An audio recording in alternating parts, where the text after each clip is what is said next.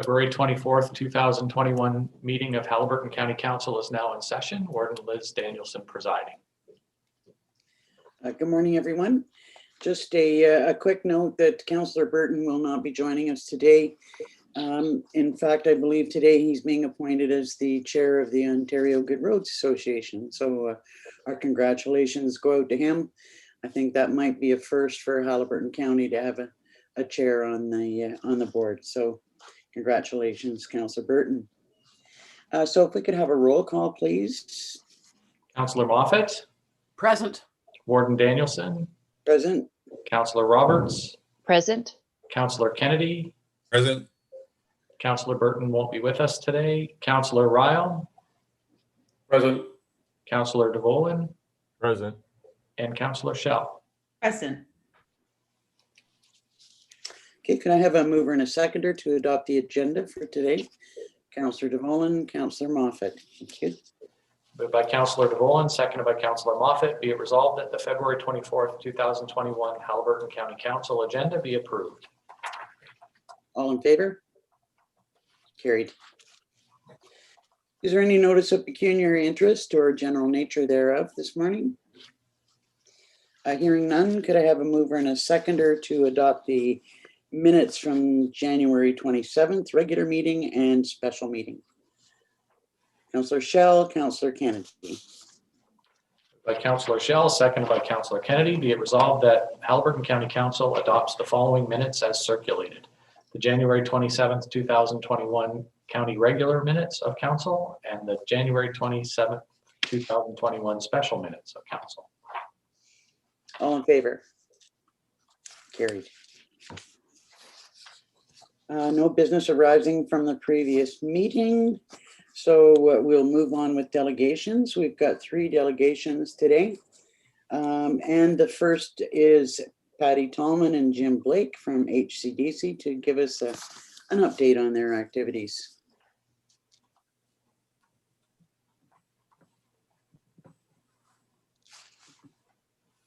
Good morning. Good morning. Morning. So over to you and welcome. Okay, thank you. We certainly appreciate being able to provide an update to the council and look at some of the insights and the activities that we've had going on since the pandemic actually started, but basically for the last year to date as of the end of January 31st. Now, I don't see the presentation anywhere. Just in the process of putting that up, Patty.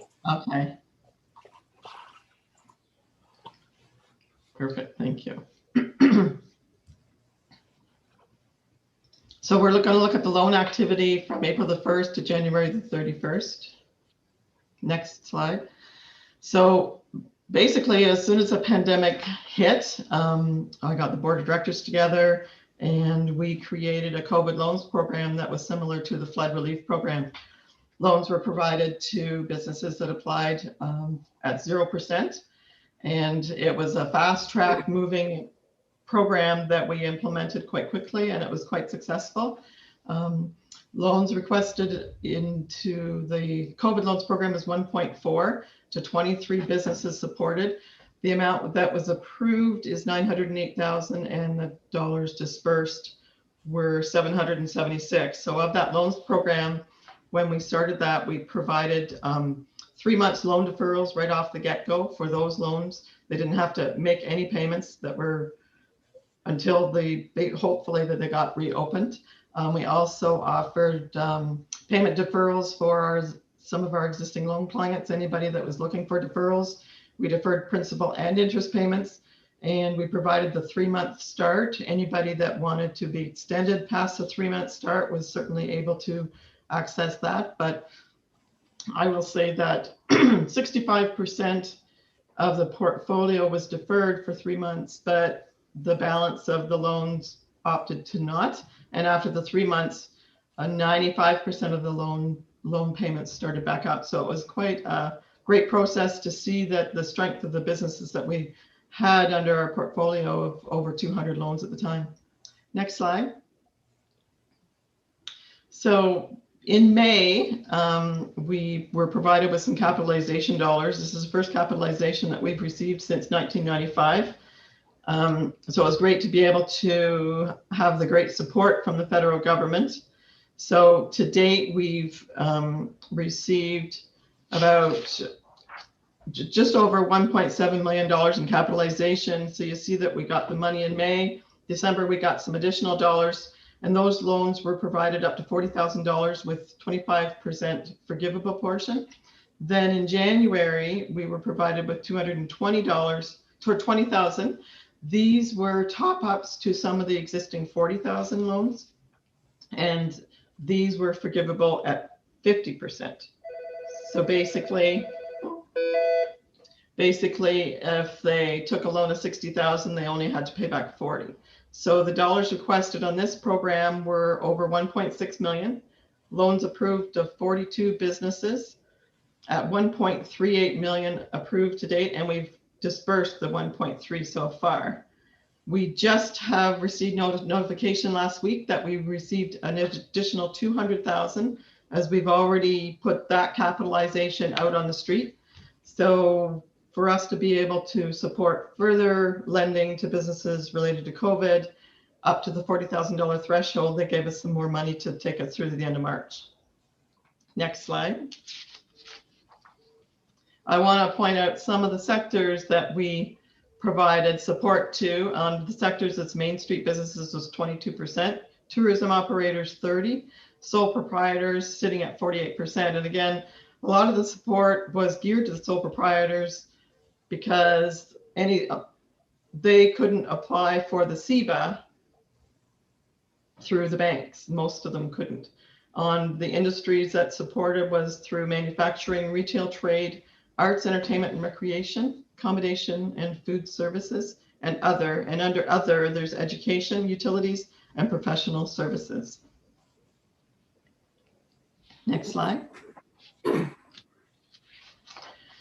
So since the pandemic hit, it didn't slow down any of our regular operations as far as loans to businesses.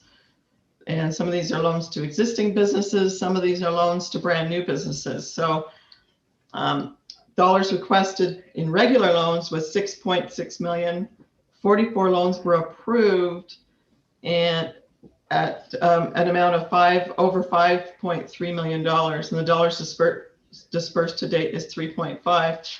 Of these regular loans, we had several startups, at least 12 new startups, and most of these were people moving to the community. So it was really nice to see that influx of people coming to the community, wanting to move their business here or buy a business here and start operating as of move instead of living in the city and the GTA. And we see the influx of the cottagers coming to the community as well and working remotely.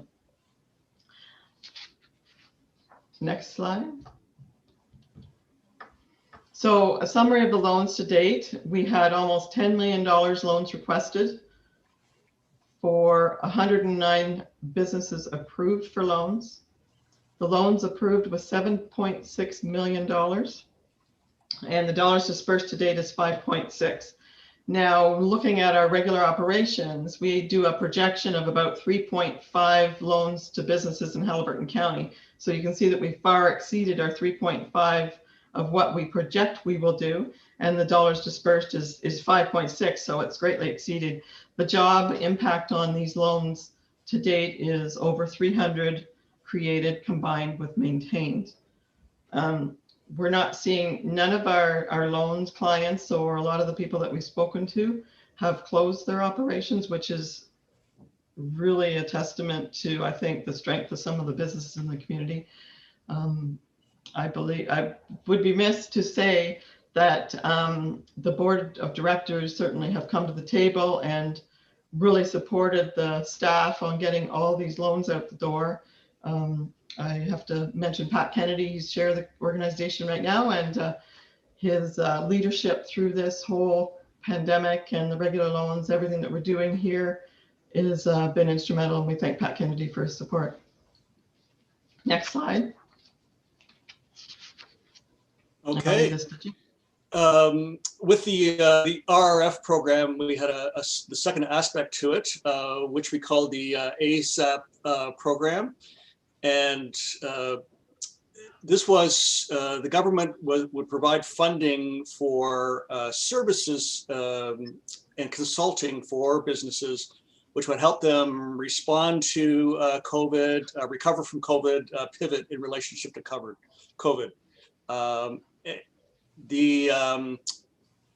There were two ways that we could deal with the funding. One was to work with not-for-profit organizations that work with businesses, and they could provide services, or we could work directly with the businesses themselves and talk to them about what support they need, and then pay for that support.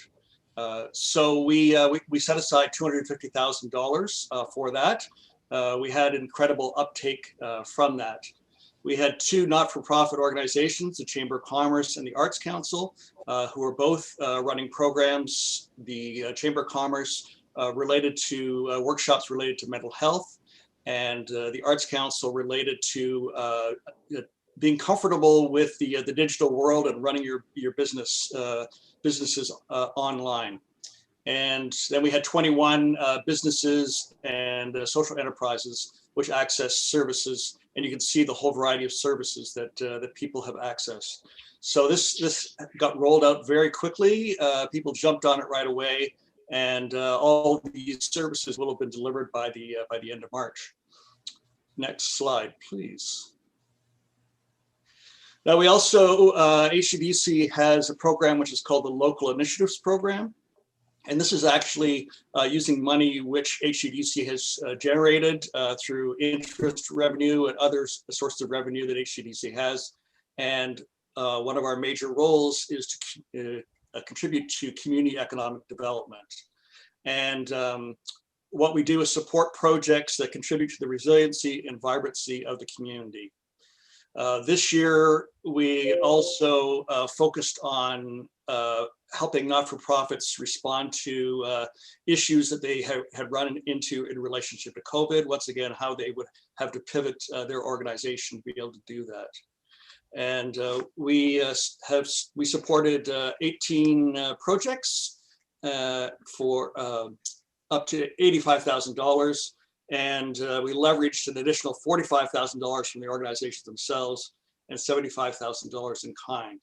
So you can see there's a huge amount of effort going out into the community to support not-for-profits. Seeing a number of because we had no idea how long the pandemic was going to last, we saw in November that some of the not-for-profits, basically they had no revenue coming in. So we set up a special program which would basically help cover any operational costs to get them through get them through the hump. And we set aside $25,000 for that. And it says supporting 8 organizations, but as of now we have, it says supporting 7, but as of now we have 8 there. So we still have a little bit of room there to work with. Next slide, please. We started, for years, we had this program called Eastern Ontario Development Program, which had a local initiatives program which supported not-for-profits. The federal government switched their focus on that.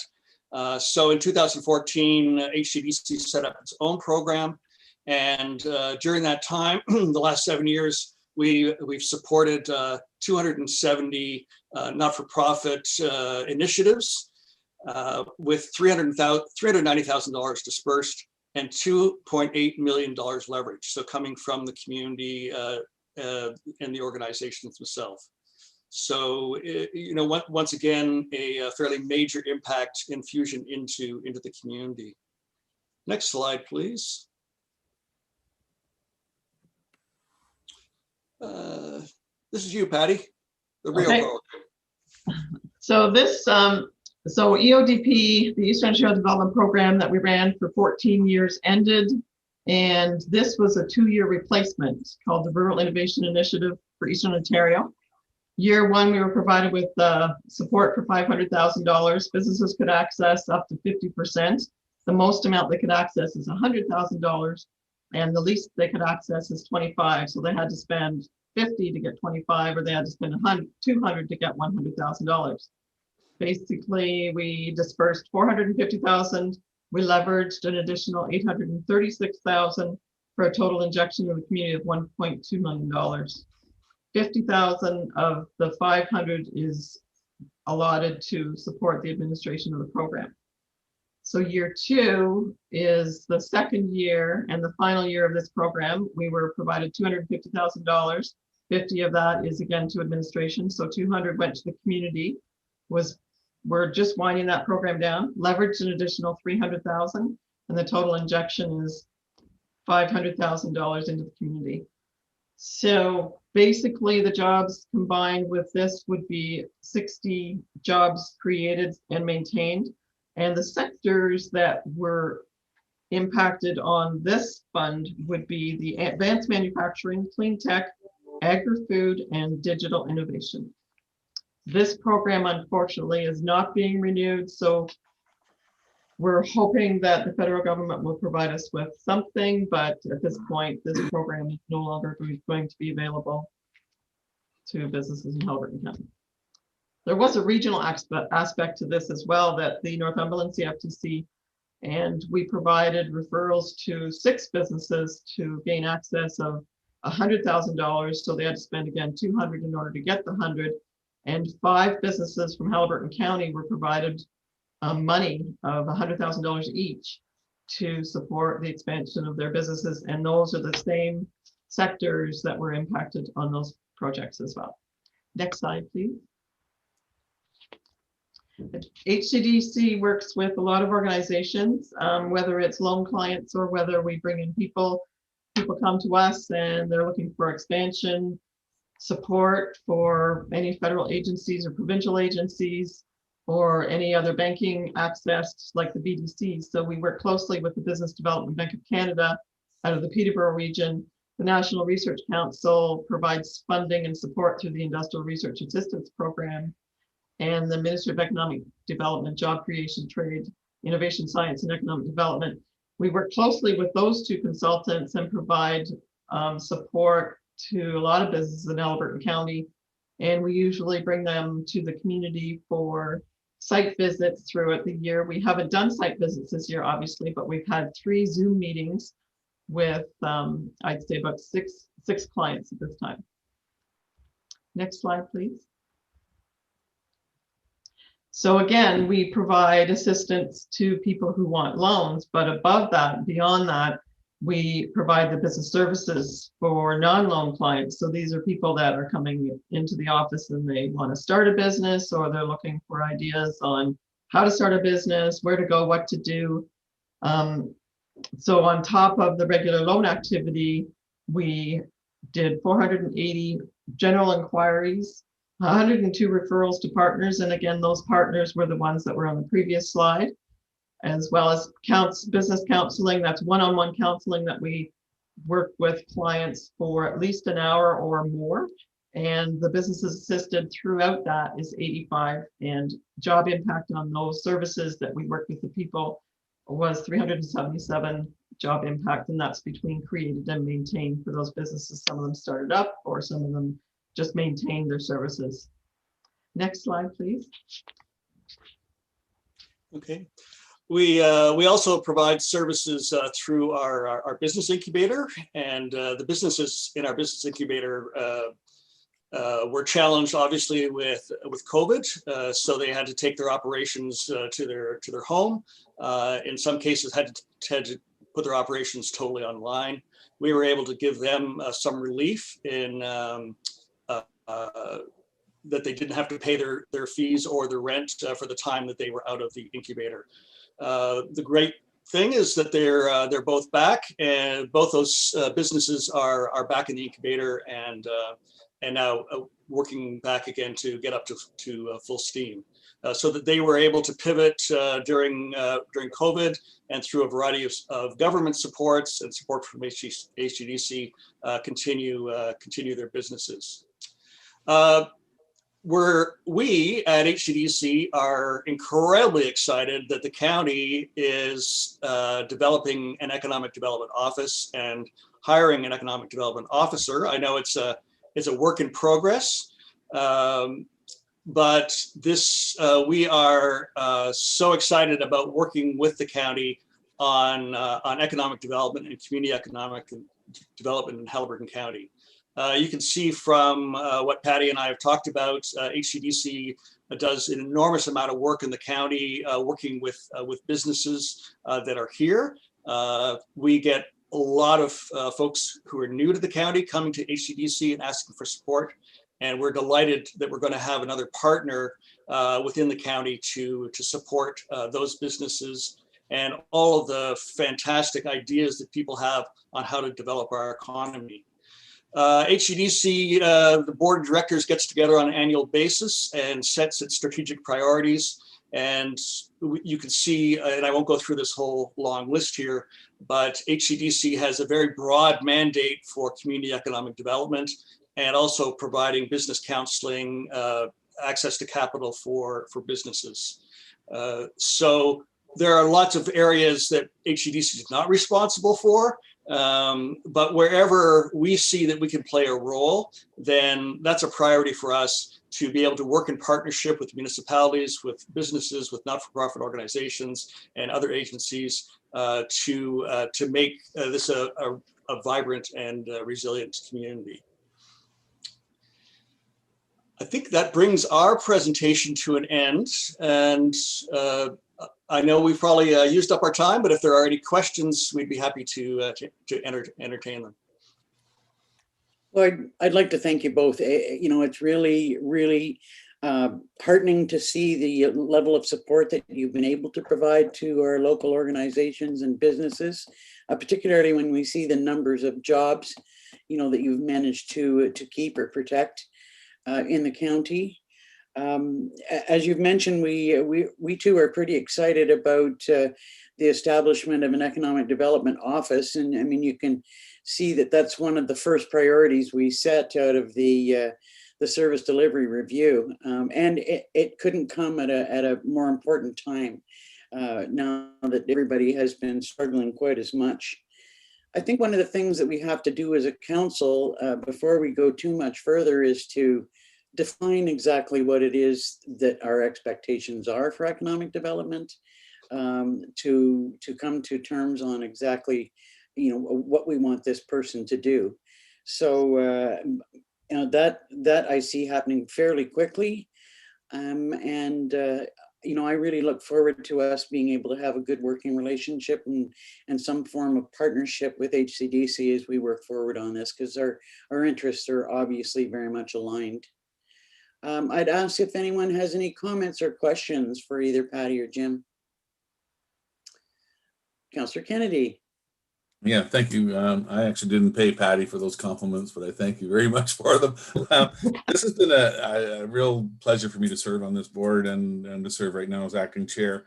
Something I want to bring to the council's attention is just the passion and the knowledge that our board members bring.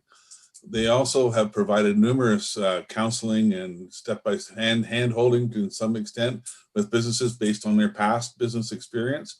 So that's a dynamic part outside the regular office. We have, you know, board members that are helping with companies that want to divert into the States. They have experience in the past, so they've been able to help guide that process. And you have to realize too that all this work has been done by 6 staff. And some of them are part-time staff, and so my hats are off to them. They work incredible hours, and it's always a joy when I go into the office. So thank you. Just a little plug. Other questions or comments? Councillor Moffatt.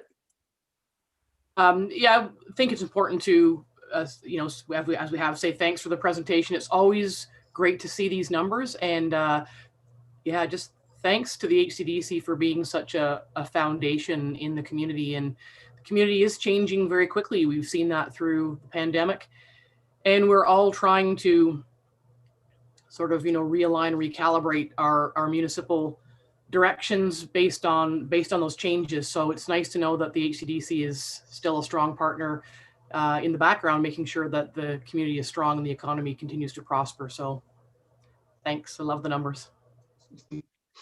Councillor DeVoe.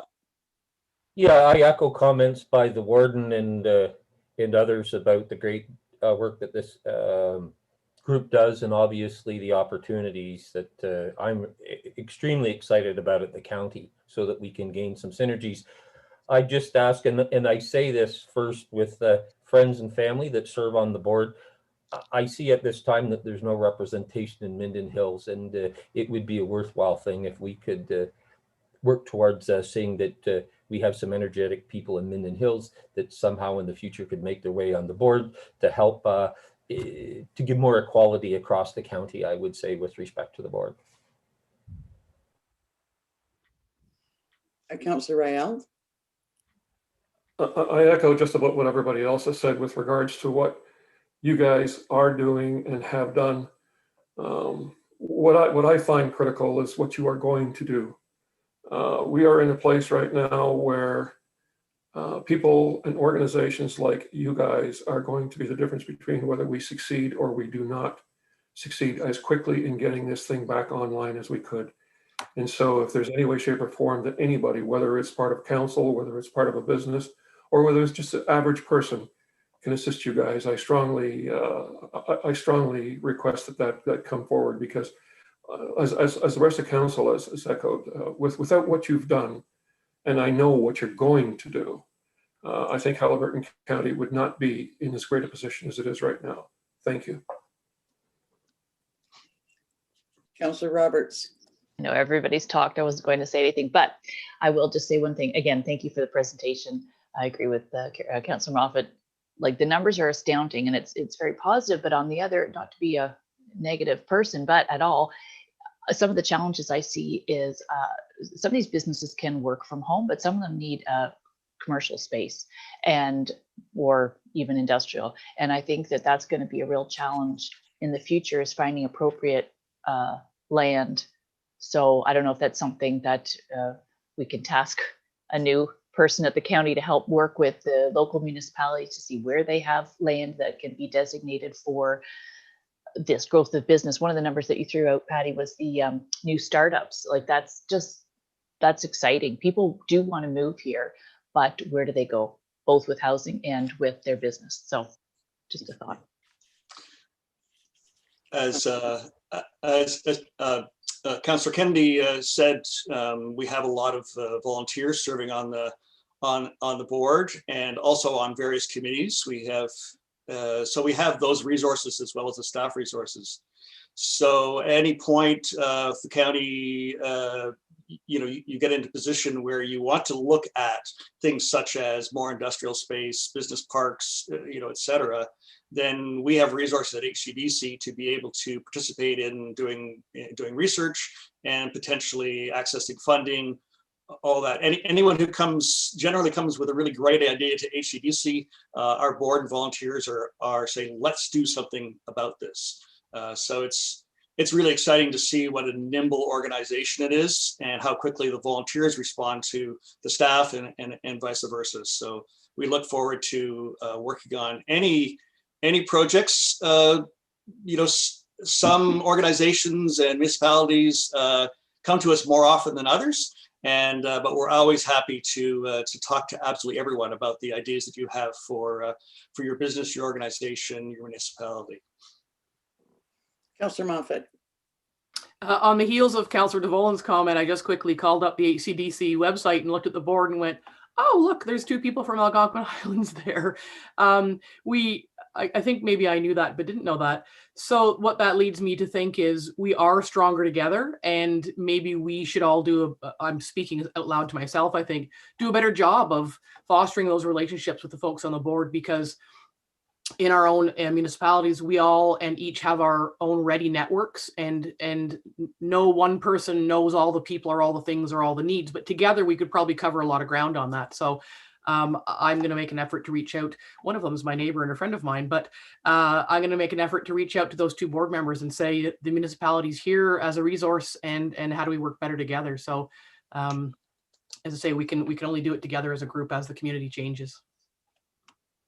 That's great. I really appreciate that connection and be able to have that support and look at working together with everybody. I think that we do strive to cover all corners of the county as far as representation on the board and with the volunteer members that sit on the CED committee that are not board members. So we do have coverage from all corners of the county, and not necessarily all of them are on the board. So we do strive for that. Sometimes I know recently we had a couple board members that stepped down from Minden Hills. So I know what Mr. DeVolen said, and I appreciate that thought. And we certainly look at those sites, make sure that we do have broad representation. I know we have a few from Minden on the CED committee, and even up in Dorset area sitting on the CED committee as volunteer members. So again, thank you for allowing us to provide this update today, and we look forward to working with you. Thanks very much to you both. I Thank wonder you. if I could have a mover and a seconder to accept this delegation and report. Councillor Roberts and Councillor Shell. Thank you. Moved by Councillor Roberts, seconded by Councillor Shell. Be it resolved that Haliburton County Council receives for information the delegation from the Haliburton County Development Corporation summarizing the activities for the 2020 calendar year. All in favor? Carried. Thank you. Thanks again. We'll be in touch. Thank you. All right. Okay, next we have Daniel Manley from the Haliburton Highlands Arts Centre Foundation to talk about an initiative that they have.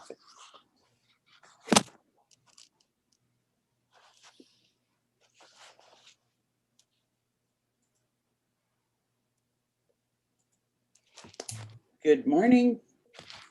Good morning. Good morning, everyone. Thank you for having us here. There we go.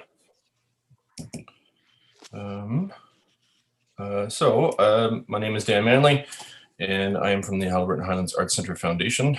For some of you, this will be a possible repeat. For some of you, this will be some new information. So, the foundation is essentially making its rounds of the various municipalities and county council to introduce ourselves and to look for a letter of support from these various councils. So, like I said, my name is Dan Manley. I'm the president of the Arts Centre Foundation. And next slide, thank you. Who is behind the Haliburton Highlands Arts Centre Foundation, the HHACF? There's myself as president, Vil Andrea as secretary, Michael Haliburton, Tammy Ray, Beth Kipping, Drew Allen, and also recently not pictured here, Bridget Gall is also on the board. So we're 7 strong now, and we've been essentially picking up some people as we go. Next slide, please. Part of our history, we were formed in spring of 28. Some members of chamber orchestra in some of our weekly debriefs after rehearsals at the Pinestone. The topic came up a number of times about how we're looking for a larger stage, a larger space, space for rehearsal and concerts. So 3 of us decided to band together, myself, Vil Andrea, and Brent Wooten, got together to try to do something about this. We incorporated ourselves by December of 2018. And then in 2019, we had some quick growth with social media accounts, new logo, and introductions via an article in the newspaper in the summertime. We also sent out some letters to a couple of groups to kind of do some initial introductions to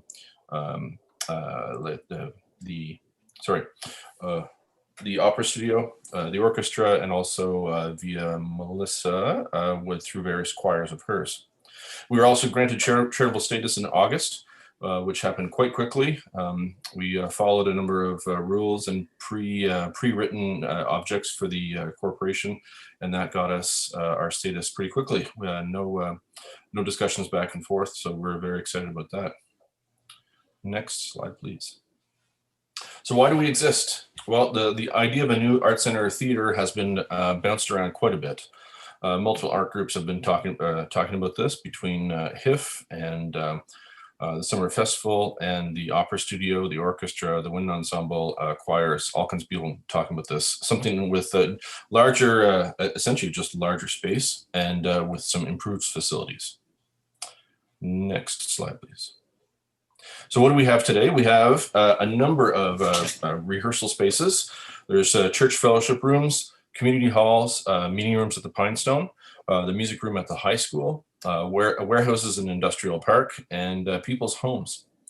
And each of those, of course, would have very inconsistent acoustics, and there's also a lack of equipment. People are trucking around what they need with them, be it drum sets or stands or chairs. And then we also have church sanctuaries with a limited space for performers. As you can see in the bottom picture, Melissa is standing in with the audience in conducting the Highlands. Oh my gosh, I'm drawing a blank on the Highlands Festival Singers. Next slide, please. Also what we have is a Northern Lights Performing Arts Pavilion. And you see from this picture here, we got some orchestra members that are sitting off the sides, violinists and cellists separated from the rest of the orchestra with the proscenium, and percussion tucked away in the back that half the audience can't see or possibly hear. Pit for stage musicals and operas. There's no fly tower for great scene changes, backdrop changes, and there's a limited capacity to host larger acts and big name performers to essentially pay for their fees to come here and do a concert. We can't sell enough seats. There's not enough room to be able to do that. So there's basically a ceiling we hit in the size of acts that we want to be able to have here. There's also a suboptimal sound system for a full movie experience. Dolby Surround and all those all that great technology. You'll see it also in the second picture there. There's the yearly tradition of the Nutcracker, and the dancers are quite crowded on that stage to do their big numbers. And so there's a very careful choreography that needs to happen to do this. Next slide, please. So our vision, the foundation's vision, we're estimating right now a place of 350 to 500 seats for the main performance space. We're also picturing a black box studio, a more configurable kind of space for 150 seats for more intimate performances, or versatile to have meetings or rehearsals. Acoustically engineered. So if we have a theater like we have now, so to say, we would have acoustic shelling, so we have a nice acoustic performance that's not amplified with speakers. With the latest in sound and lighting, and also a lobby space with concession and liquor service. That's been sort of it seems somewhat trivial, but a talking point for quite a long time now. Alcohol is not permitted in the high school. So intermissions aren't terribly glorious. Maybe if there's any food at all, it's brought from outdoors and volunteers with tables. So if we have something a bit more fancy and built in, if there's catering and whatnot too, we can have a glass of wine or a beer at intermission. The usual things you'd expect. Next slide, please. So another part of the foundation's vision, acoustically isolated rehearsal spaces. Those are pretty important. For instance, the orchestra right now, and also the wind ensemble on Monday nights, or the orchestra on Friday afternoons. If there's an event starting to happen, or people are getting ready for something at in the Northern Lights, we're essentially kicked out of that room because it's not acoustically isolated enough. So we get pushed down into another room. Either we have to find another space, like a meeting room at the Pinestone, or pushed down the hall and down a few hallways into the home ec room. The fly tower mentioned earlier for quick set changes and scene changes. Some lecture, masterclass, and workshop and practice space.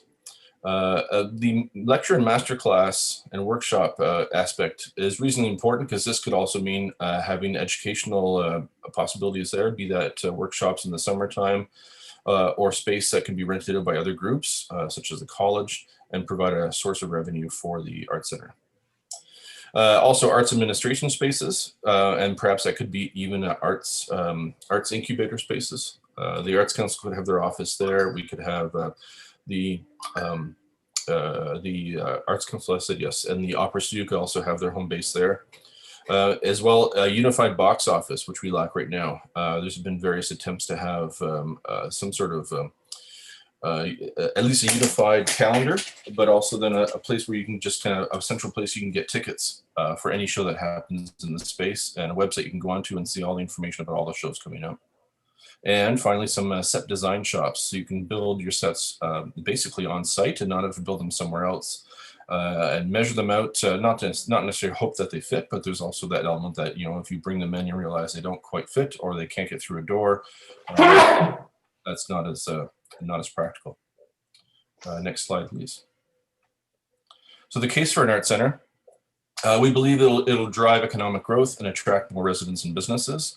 I think we're all seeing this now, and with what Patty said in the previous presentation, there's certainly a lot more businesses and seasonal residents becoming more or less permanent residents.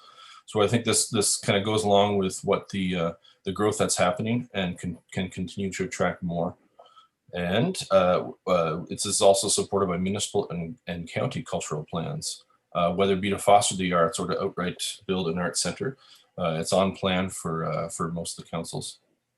The community has outgrown the currently available facilities. As I mentioned earlier and saw the pictures earlier, there's just not quite enough room in these spaces, and to be able to play, perform and rehearse together and not bother each other, it would be great. And this also means that we could possibly attract larger name performers and host large festivals. For instance, if we started somewhat of a Casino-Rama series here and brought in acts, and that would continue to foster economic growth for us. Next slide, please. All right, so what we did in 2020, we did some larger introductions to some local art groups. And in February to March last year, ULinks helped pair us up with Fleming College to start up some needs assessment reports.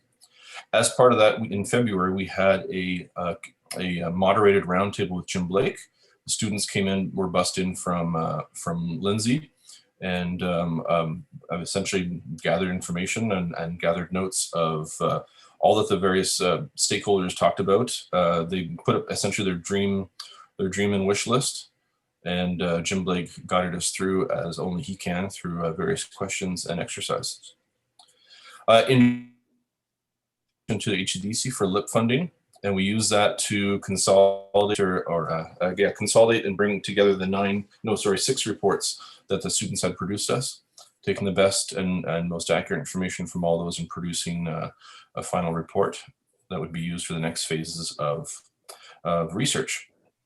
And so that was in the summer and fall. We're just about finalizing that report now. In October, we had our inaugural AGM, and our board grew to 5, and since then now we've grown to 7. Next slide, please. So plans for 2020 and beyond. Continue our community outreach, which is why I'm here. We're also going to be doing outreach to various lake associations and other clubs and groups. We did a presentation last year as well to the Haliburton Rotary Club, and we'll continue to outreach in that sense. We're also going to be working on our average quotes for that kind of work came in at about $75K, so we're looking at a decent amount of money to fundraise for that. Pardon me. We're also going to be seeking letters of support from our stakeholders, reason why we're here. And that'll help us get some support for our applications for various funding with Trillium, Canadian Heritage, OMAFRA if possible, and other groups. Next slide, please. So thank you very much. Thank you for having me as a presenter here. And if anybody has any questions, go ahead. Well, thanks so much, Dan. This is an extraordinary endeavor that your group has gotten into, and something that, when it comes to fruition, will be a real asset for Haliburton County. That's for sure. So I'd look to questions or comments. Councillor DeVolen. Well, thank you, Dan. Full disclosure, like Councillor Schell, one of my children is a performing artist that does it for a living and been the beneficiary of the arts community within Haliburton County. And I would say on a personal and professional level, you have my support. What I would make mention of, and certainly have been in North America in many venues like you're talking about, the tremendous asset and the economic development portion of that. I think a lot of people need to understand the scale of it. What I would say is, when we our new building due to COVID that isn't open yet, both with respect to the gymnasium and the arena portion were both designed with some elements for some of the sort of things that you're talking about. And as an interim measure, if that could be used to create events, to get it going, to serve as a fundraiser or whatever, I would encourage you to talk with our staff about that. And even after, and I'm presuming we're going to be successful over the hall and you're going to get this done, there might be some things that the size and scale of what's there might be even of some value after you get your new premises built. So just can't thank you enough for you and your organization. Like I say, within my family, in terms of support they've had to nurture. My son is a performing artist, and from a selfish level, the times that I get to come and listen and to all of those talented people within the county, I'm looking forward to bigger and better things for us all in the future. And thanks for the energies that you've put in to date and that you will in the future. Thank you. Thank you. Councillor Shell. Just to reiterate everything Mayor DeVolen, Councillor DeVolen, pardon me, just said, yeah, I too obviously am very invested in this building. I would love to see it come to fruition. I'd love to see my son be able to come home someday and use that facility. And yeah, I remember last year at the burlesque ball thinking, oh, you know, next year in the summer of 2020, we can have it at the new arena. So that was a little bit of a letdown with COVID, but I look forward to those kinds of things happening. And as a Minden Hills member of council, I would fully support everything Councillor DeVolen just said as well. So thank you. Thank you for investing in not only the arts, but what could be for the youth of the county that, you know, necessarily, like my son, won't probably use the arena other than maybe the walking track or the gym. So thank you for that. Thanks very much. Councillor Roberts. Yeah, I commend you and your board for having this vision. And I just had a thought, and you've already, I'm sure, thought of it as well. Like Stratford started in a tent. It was just a summer festival with in a big canvas tent, and now Stratford Theatre Festival is one of the most renowned Shakespeare festivals in the world. So, you know, you guys are hold on to that vision, and I also, I'm not invested in any way. I just love going to hear live performances or see or hear music. So I commend you. And just one quick note, the Dysart's Cultural Resource Committee worked really hard to push the school board to allow us to get limited license in that lobby area only. And we just hit a dead end every single time. So sorry about that. We could continue to try, but we just always get a hard no. Any other questions? Sorry. Yeah, that's Go ahead, Dan. definitely been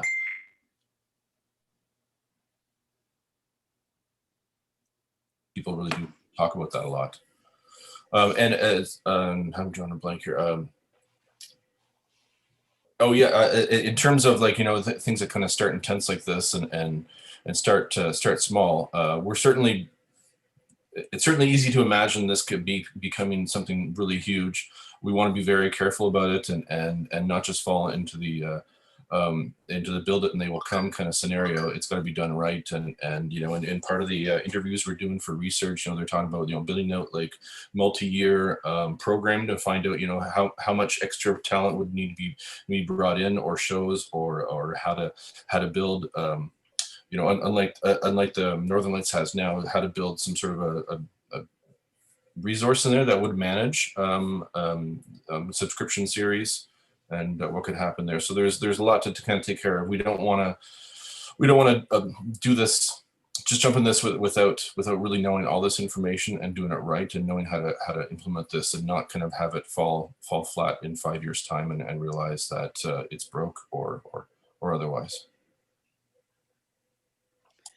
Councillor Rael, then Councillor Moffatt. Echoing all of the accolades that everybody else has said, you know, you guys are just starting on a path that to me has no end and will continue on, and the growth is just insurmountable. But the thing that I like about what you're doing is that you were talking about approaching in one of your slides, the lake associations. And in Highlands East, and I'm sure this was across the entire county, we have a large number of professional and truly internationally professional people who either live here or some are here. And I think if the word got out to them, and with the support of other organizations, I think it would take you guys to the level that you need to go. Maybe not in one move, but certainly with the overall backing of many of these people. And I know they're community oriented because I've worked with them, especially the ones in Highlands East. And I think they would be there to help you as best as they could. So please continue what you're doing. It's only in the best interest, not only just Haliburton County, but just everybody, especially in these COVID times and the hereafter. Thank you. Yeah, thank you very much. Yes, it's there's certainly an aspect of the population here that could support this kind of endeavor, and it's just reaching out to the right people and finding them is going to be the task. Okay, so I'm looking for a mover and a seconder to accept the report and to approve a letter of support for the organization. Moved by Councillor Kennedy, seconded by Councillor Moffatt. Oh, my apologies, Councillor Moffatt. You had a comment or a question? Sorry. No, it's okay. I was going to reiterate what I said to Dan when he presented to Algonquin Highlands, just following from his comment about making sure they do the research so that it doesn't fall flat. This is not pushing a rope uphill. The community has changed enough that we're ready for this. We now have the opportunity to have the number and scope of projects or performances that you want to have in this facility. So it's going to take some time and some effort, but I think it has nowhere to go but up because the changes that we're seeing, we're ready for this, and it's nice to see. So thank you. Okay, so I had a mover in Councillor Kennedy and a seconder, Councillor Moffatt. Moved by Councillor Kennedy, seconded by Councillor Moffatt. Be it resolved that Haliburton County Council receives for information the delegation from Mr. Daniel Manley on behalf of the Haliburton Highlands Arts Center Foundation, and that a letter of support be provided for this initiative. All in favor? Carried. Thanks so much, Dan. We wish you continued success. Thank you very much. Yeah, we'll be talking soon. Okay, sounds good. All right. Bye. Okay, our next delegation is twofold, Bonnie Rowe and Mike Perry, who are co-chairs of the Haliburton CKL Long-Term Care Coalition.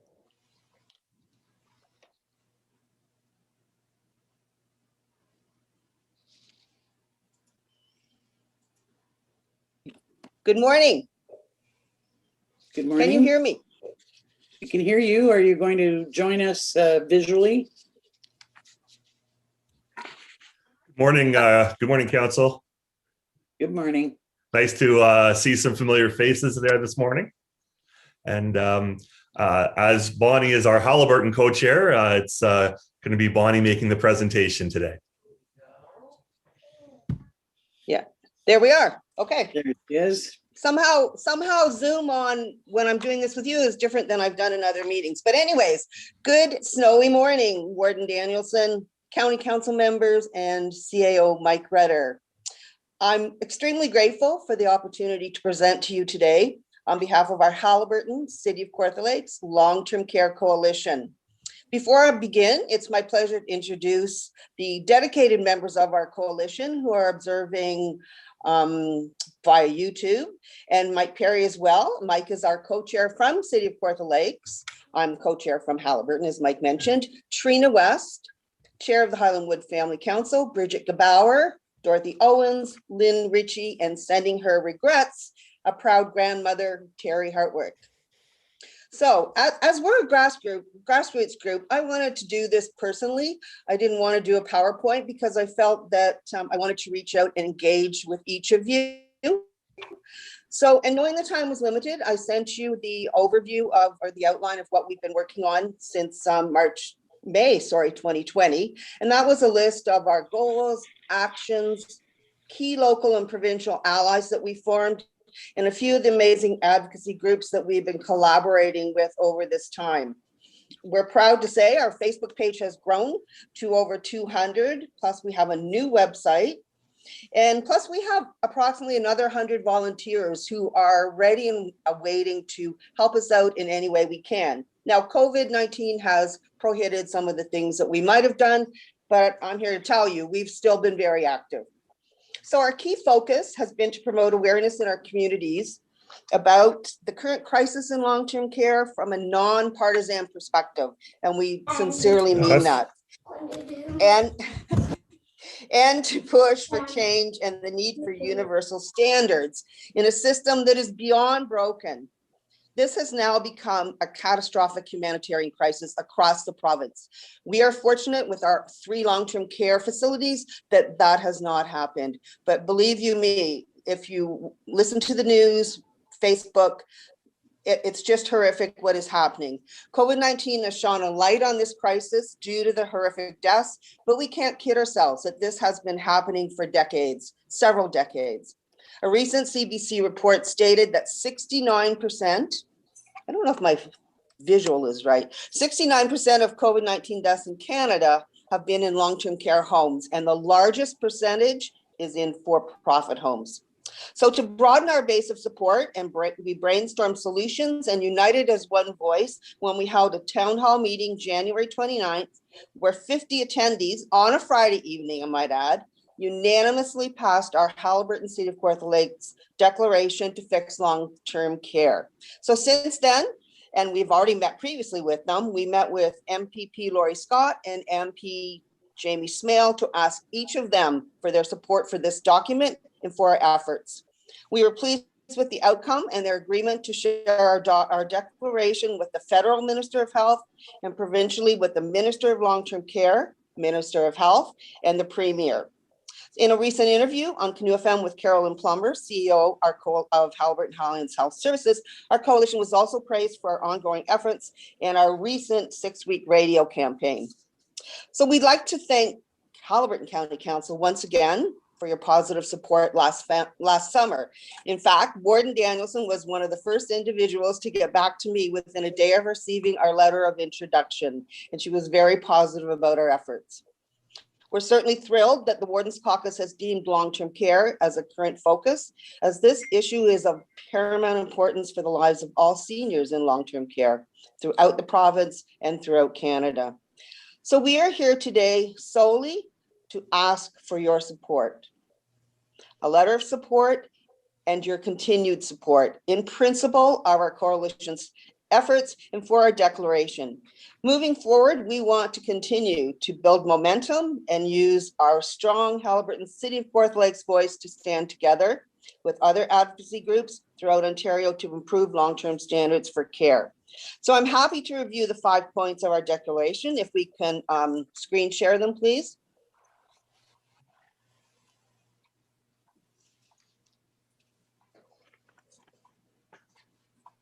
So I'll begin. Oh, here it comes. Okay. So number 1 is putting long-term care under the Canada Health Act to ensure public funding and apply national standards. This is currently one of the number 1 points that you will see many advocacy groups asking for, to ensure public funding and apply national standards.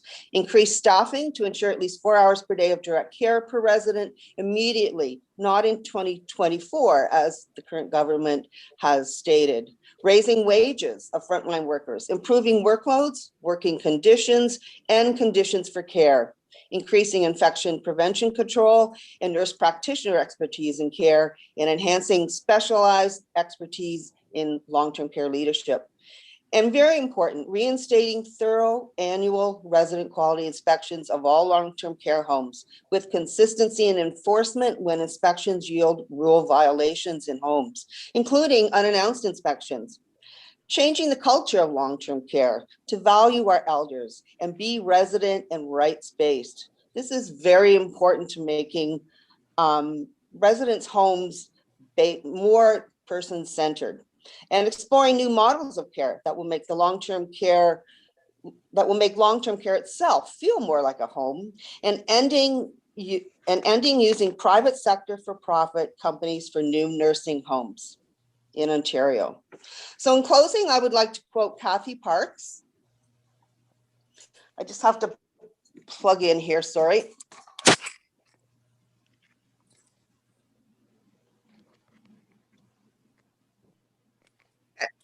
So, in closing, I would like to quote Kathy Parks, a founding member of Canadians for Long-Term Care Standards, who has become a strong advocate herself since the death of her dad, who passed away last April from COVID-19. Kathy was also one of our guest speakers at our town hall meeting with Natalie Mayra, the CEO of Ontario Health Coalition. Kathy stated in a subsequent statement in a press release that the Haliburton City of Forth Lakes Long-Term Care Coalition represents an important part of Ontario, and hopefully all rural communities will follow their lead and our example. We need to hear more from regions, Kathy said, outside of major cities in Ontario, as long-term care affects the whole province. The awareness and dedication of this local coalition will help boost awareness for much needed reform in long-term care. Thank you, Kathy. So we would like to thank you very much for your time today, and we hope that we can continue to count on Haliburton County Council support, and that you'll stand in solidarity with ourselves and all of our other supporters. Thank you very much. Thank you, Bonnie, for your presentation, and I would like to extend my my congratulations to you and your group for the work and that you're doing and the dedication that you've got. This is absolutely an important issue in Ontario, actually across the country. As Bonnie mentioned, I did have a bit of correspondence with her when I first heard from her to let her know that the Eastern Ontario Wardens Caucus has identified long-term care as one of their absolute top priorities and have been doing quite a bit of work with respect to that, given the fact that there are quite a number of municipally operated long-term care homes in Eastern Ontario. However, it's not something that we have direct experience with here. So this is a bit of a new request. One of the things that I can say is that the Wardens Caucus is definitely supportive of the 4 hours of care as a minimum care. I'm not as sure what their position is yet on ceasing private sector facilities. I think they'd like to see some changes in how private sector facilities are operated and maybe set some more stringent rules in place with respect to that. But I don't think that they've reached the point where they're actually opposed to private sector facilities.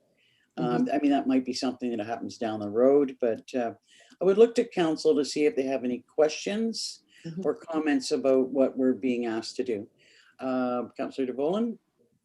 Yeah, thank you, Bonnie and Mike, for being with us this morning. And I can tell you the first 4 points that you have, I think, are a bold initiative and a great start that you're doing on behalf of the city and the county in this regard. Thank you. Profits out of long-term care. I have a couple analysis. Obviously, with my involvement with EORN, I'm familiar with market failure. And there's kind of market failure can fall in a couple of categories. One is operational, and then the other one is in terms of supplying sufficient amount of, we'll say, facilities to look after the aging group in our community, of which I just went over a threshold here in the last few weeks that I'm into another category. But I'd like some more information, and I guess, is there any early information about some of the reasons why standards are different, or there are operational changes that can be made, both for public and private, that would be helpful going forward? And I hope that there is, that during the analysis it's going to come both nationally and provincially and by groups like yourself, that we can find some of those things, that they change the rules of operations that will make all of them better. But the bigger question that I have, and in previous term of council in Minden, there were conversations with us about publicly funding to expand and create a new long-term care in our community. And it's been a challenge to get public funds to do that. So it's kind of the public versus private with supply. I'll leave the operational. I think solutions can be found there, but kind of the supply going forward, will public initiatives alone be enough to look after all of us that with every year are getting a year older? So thank you. either one of you, if you or both want to answer kind of what I raised there, I would appreciate it.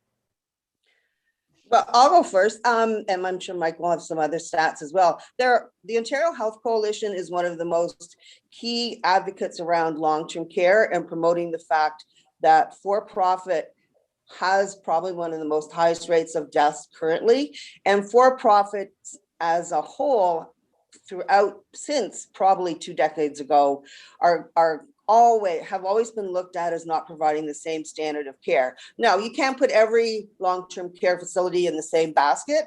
I agree that there are some for-profits that are excellent, but generally speaking, they do not follow the standards of long-term care, and these corporations that own these for-profits are really offering monies to their stakeholders that's the point. The monies from the stakeholders that they're getting should be going back into long-term care. And until we realize that, I think that's one of the key issues. What do you think, Mike? I bet you Councillor DeVolen knows what I think. I have a feeling. But I don't want to speak for myself, really. I mean, what we're seeing with the work that we've been doing, and again, we had 50 local people at our, passed this declaration unanimously, is I think we're seeing a bit of a paradigm shift in that people are asking why are there private profits attached to us as a society caring for our elders? Why was that ever seen as a profit-making venture, right? Shouldn't that be in the public good and in the common good, in the public interest? And so we're seeing that move forward to people saying, okay, we're not going to stop and nationalize everything. It would be moving forward. The focus is on public only care. And I'll give you a really heartfelt example from my own situation. When my mom was in a nursing home here in Lindsay, she had clean, bright living conditions. There's no doubt about that. Very modest, if not Spartan, but that's fine. If you look at the investment firm that's selling investments to private investors downtown, it's a temple of glass and steel. Very, very, very fancy. And those two images are very striking as to why we have that dichotomy, and why we aren't, we're spending as taxpayers already lots of money for private delivery. And I think this, to conclude, this pandemic has really just shined a light on problems that we've seen with for-profit model, where profits kick in that, as Bonnie said, aren't reinvested in care. They go to shareholders, but those problems have been there for a long time.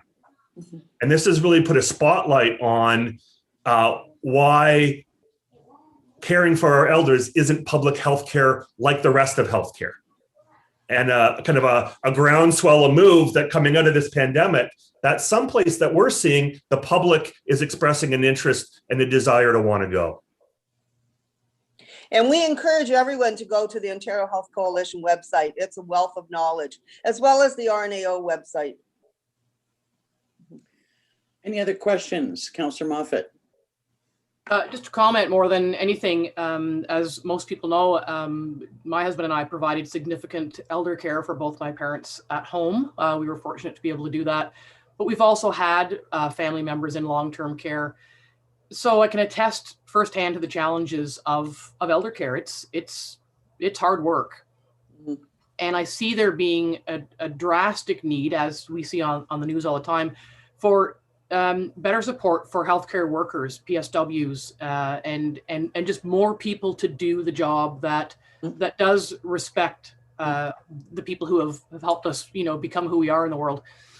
We are extremely fortunate in the care that's provided in our local facilities, so we need to make sure that we reassure the public we're not talking about our local ones. We're talking about this is a province-wide issue, it's a different issue, not us, because they're really good. And I just want to make sure that we don't conflict or do anything contrary to what the Wardens Caucus is doing.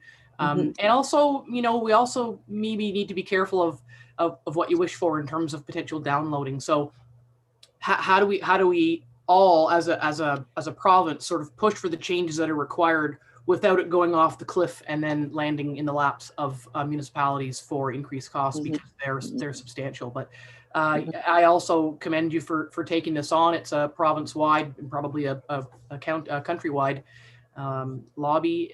There are changes needed for sure. So as long as those things are in place in terms of the Warden's Caucus, it's fine for me. I think it's a good initiative. And Councillor Moffatt, sorry. I do believe too, if you've been following the media, that Prime Minister Trudeau is very much behind looking at long-term care standards.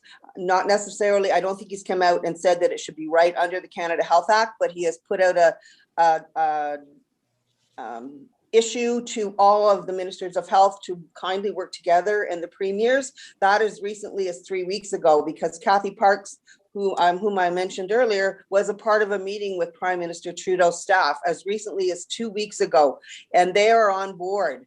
And I'm really hoping that they follow through, that they do what they say they will do, because that's what we need. We need universal standards. So I guess what we're doing as a collective is saying we're here to stand behind that. And as City of Kawartha Lakes and Haliburton County, we're here to make a statement, and we're here to build capacity.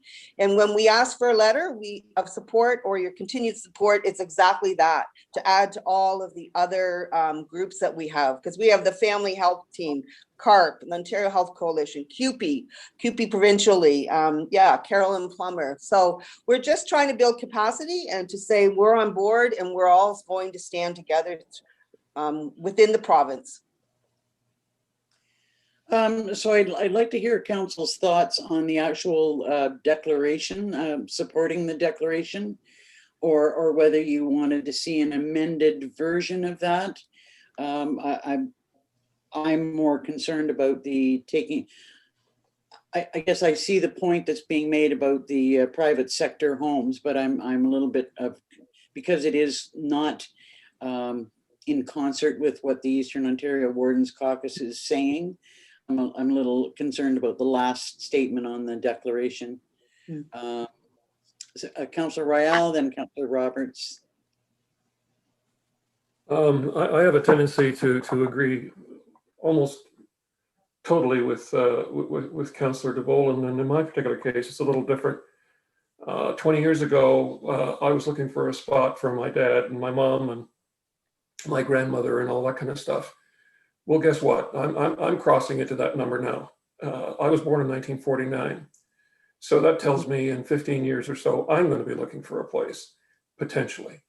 And the problem comes in mind, will there be one? Will there be enough spaces for everyone to find a logical spot? I am very concerned that if we depend solely on the public sector, and I'm not saying that that's not a good idea, I'm merely saying the capacity becomes an issue. And I am totally aware of the challenges with private sector because of the statistics that have said, according to the current rules of engagement, they are not as proficient if the statistics hold up. But the question becomes, is that because they're a private sector or because they're not properly managed and regulated? Is it possible that with proper management and proper regulation, that whether they're private sector or not, they could provide a service that may become a challenge 10 or 15 years down the road? Because I'm the youngest of a group of people that are coming down the road.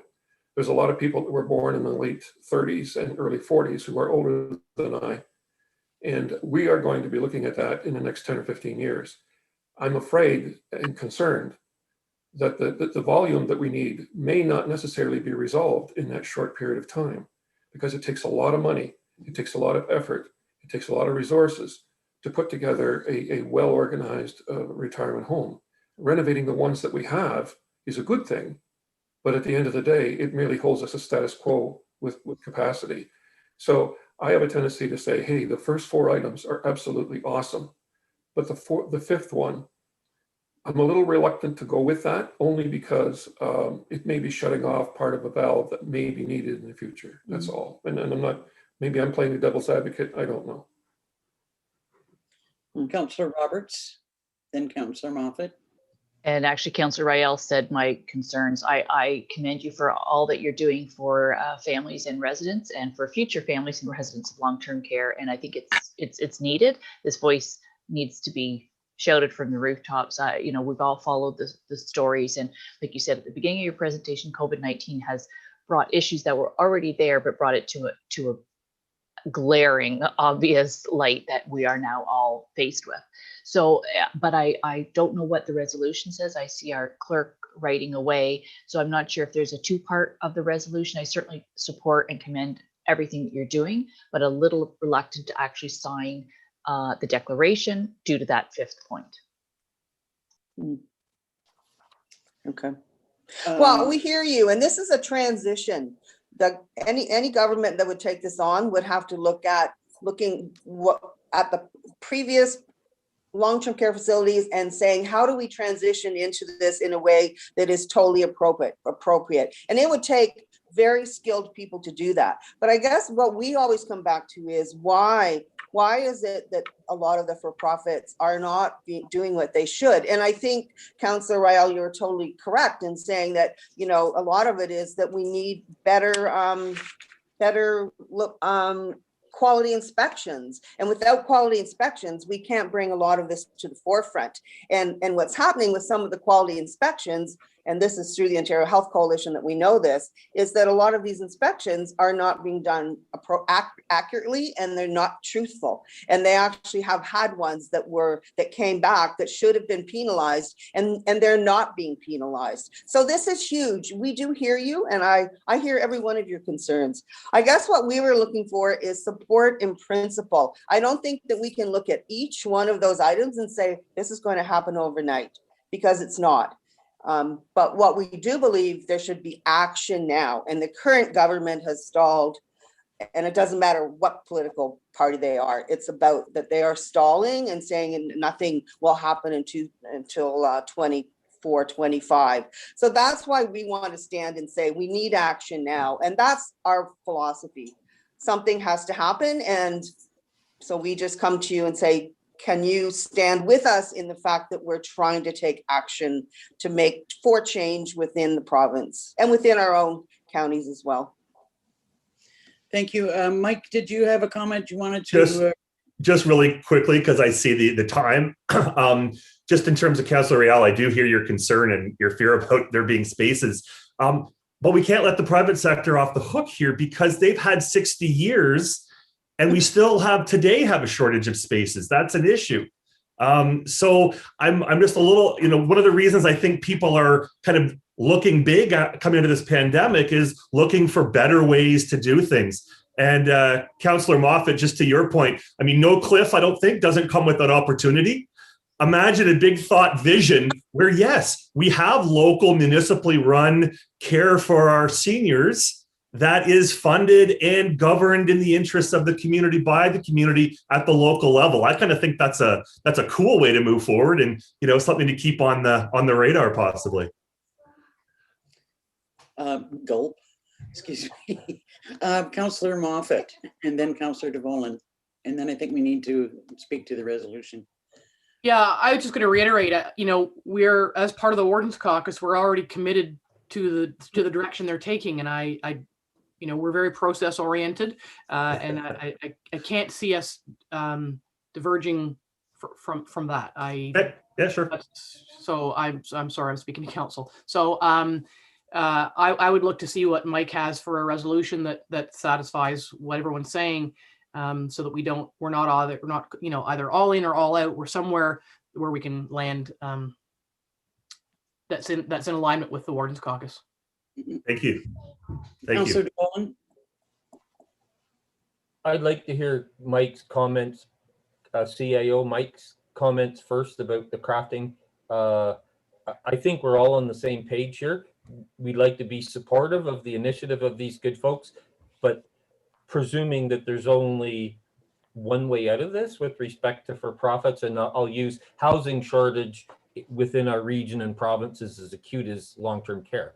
And we have initiative in Minden that's kind of, we'll say, a version of a P3 that I think strikes a balance and all that. And I wouldn't want to rule out those kind of creative, unique opportunities that I'm sure you, Mike, would be all for. And I'm talking Mike Perry here, that as a part of a solution. Do I think that the challenges and the problems that have existed you've highlighted is wonderful, but I just, with all of the things, the Warden's Caucus not ruling out any creative solutions. If Mike Rutter has a solution for the resolution that gives you the support that we'd like to throw to you without ruling anything out or in conflict with other initiatives in Eastern Ontario.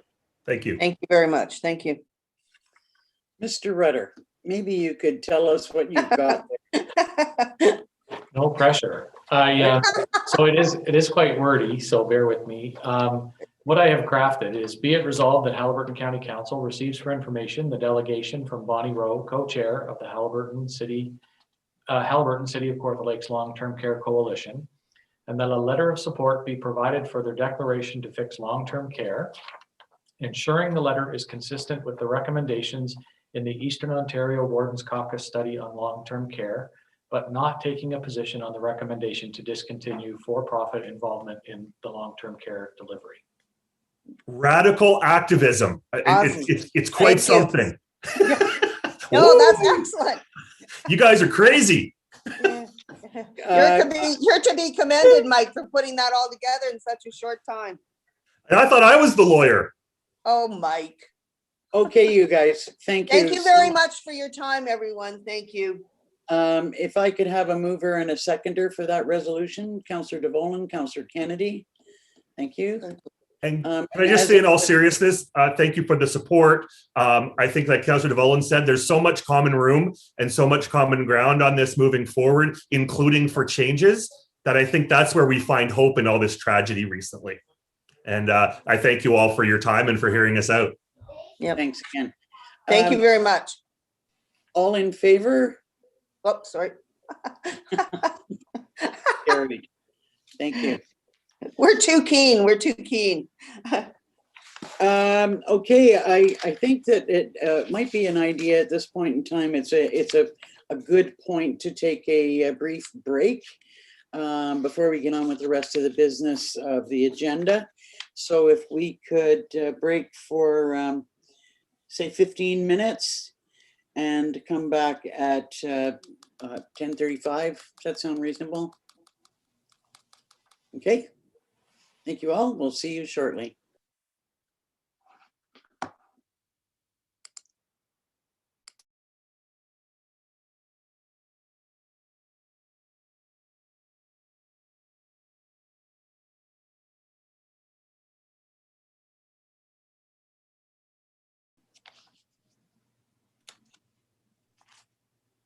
And we're live.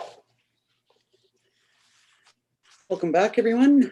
Next on the agenda is approval of recommendations that came out of our committee of the whole meeting. So if I could have a mover and a seconder on the recommendations from February 10th. Councillor DeVolen, Councillor Schell. Moved by Councillor DeVolen, seconded by Councillor Schell. Be it resolved that the recommendations from the February 10th, 2021 meeting of Haliburton County Committee of the Whole be adopted by Haliburton County Council.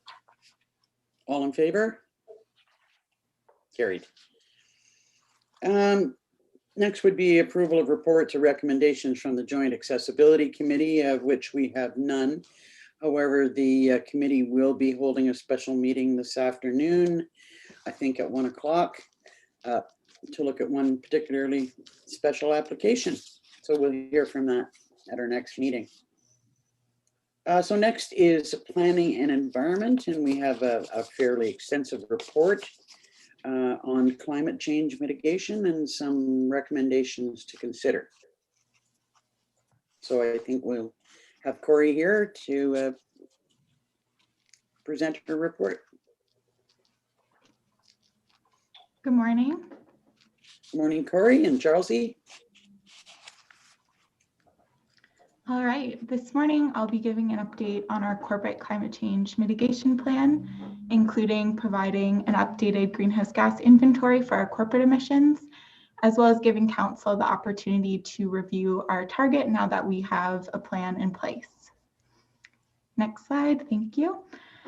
As some background, last year, County Council committed to reduce our corporate emissions by 15% by 2030 and approved a corporate climate change mitigation plan that outlines actions that we can take to reach this target. So we are now in the implementation and monitoring stages of this plan. Next slide. In 2018, which was our baseline year, our corporate emissions were 859 tons of carbon dioxide equivalent. In 2019, this rose to 954 tons and went down slightly in 2020 to 939 tons. So overall, emissions are up about 9% from the baseline.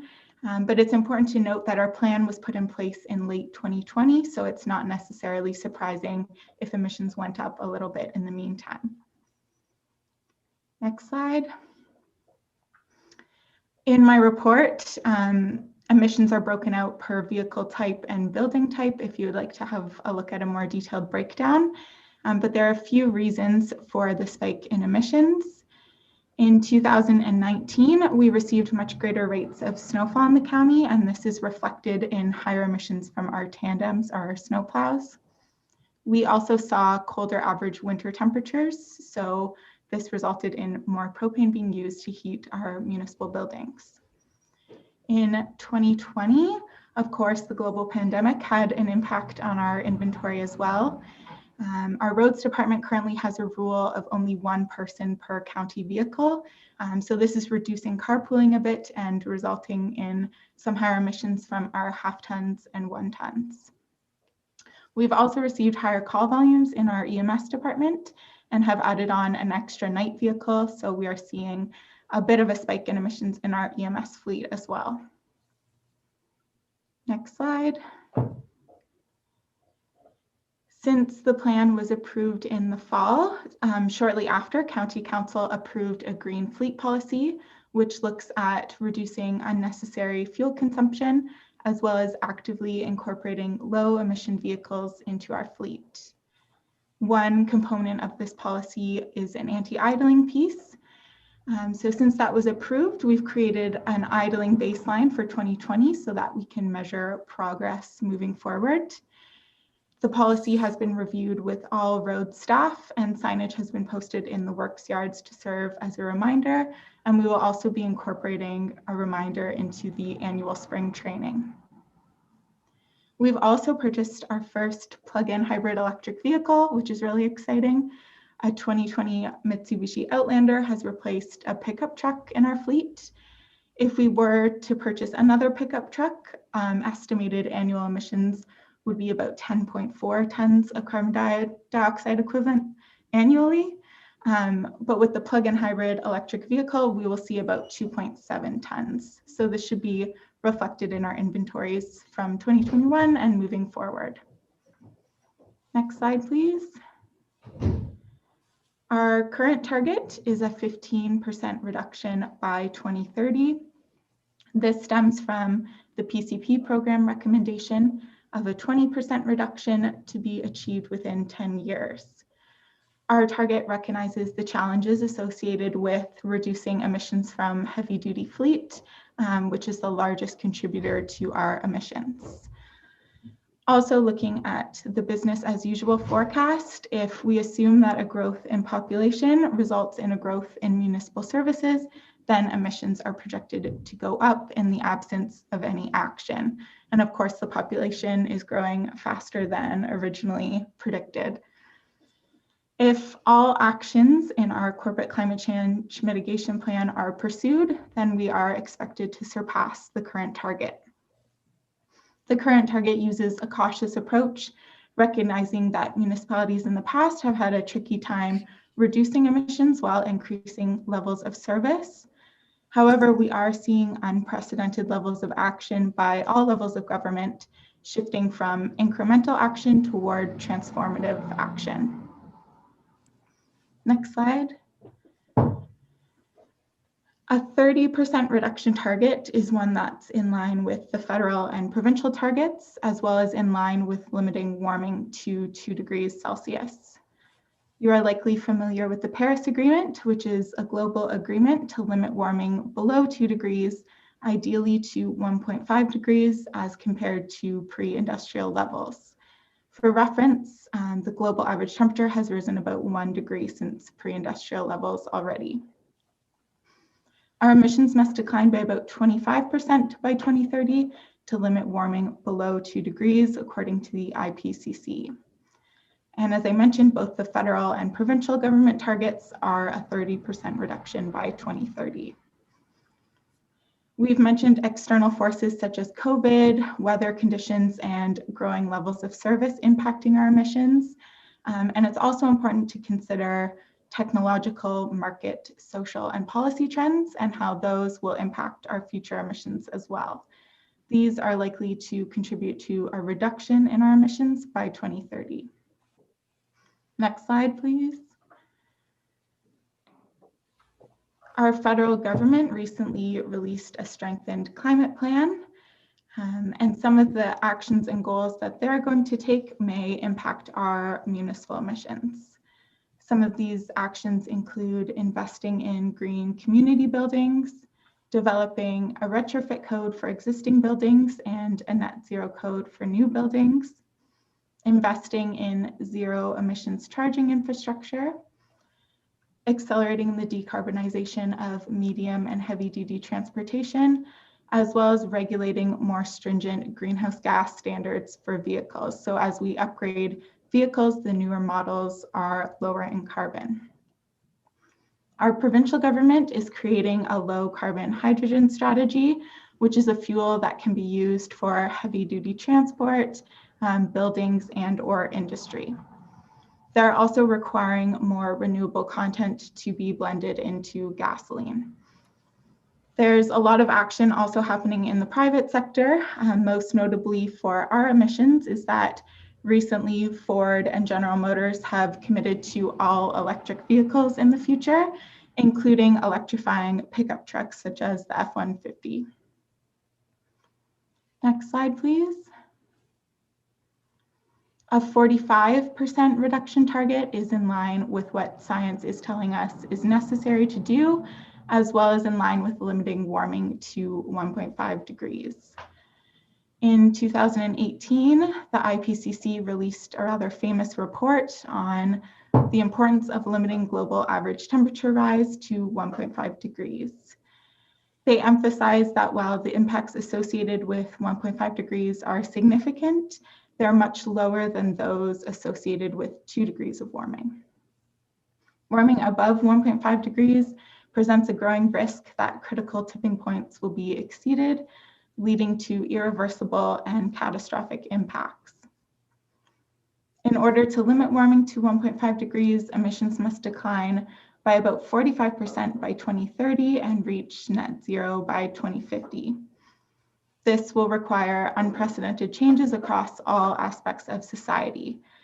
Experts are warning us that this is the critical decade to maintain a livable climate and that there's a short window of time to act on this. A 45% reduction target is one that is based in science and is aspirational based on what science is telling us needs to be done. Next slide, please.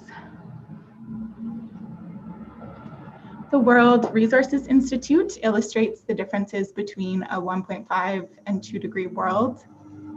So using a few impacts as an example, under 1.5 degrees of warming, about 14% of the global population will be exposed to severe heat every 5 years, whereas under a 2 degree world, this increases to about 37% of the population.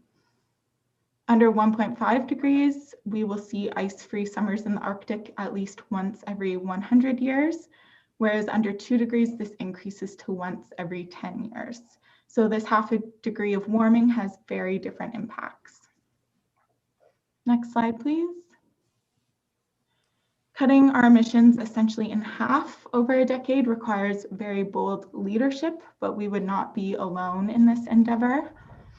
I wanted to highlight a rural county, the county of Oxford, which is also Ontario, because they have a very similar emissions profile to us with some heavy duty fleet taking up a lot of their emissions.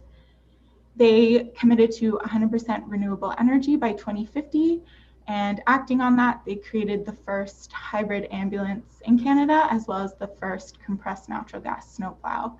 and this is leading the way for other municipalities to integrate similar options into their fleet as well. More recently, other rural municipalities, including the District of Muskoka and Tay Valley Township, have set targets above a 45% reduction by 2030 for their corporate emissions. Similarly, over 500 Canadian municipalities have declared climate emergencies and are implementing programs to drastically reduce their emissions. Selecting a 45% reduction target or greater would prompt me to bring back a climate emergency declaration to County Council. Next slide. It's important to continually review our target as things change to make sure that it's an appropriate fit, and while also recognizing that the decisions that we make today define what the world looks like for future generations. It's recommended that the county increases ambition through acknowledging the urgency in which we must act to reduce the catastrophic impacts of climate change, align our target more closely with federal, international, and provincial goals, recognize the impact of external influences on reducing our emissions, and also setting the stage for our community plan. Typically, corporate targets are more ambitious than community targets since we have more direct control over our corporate emissions.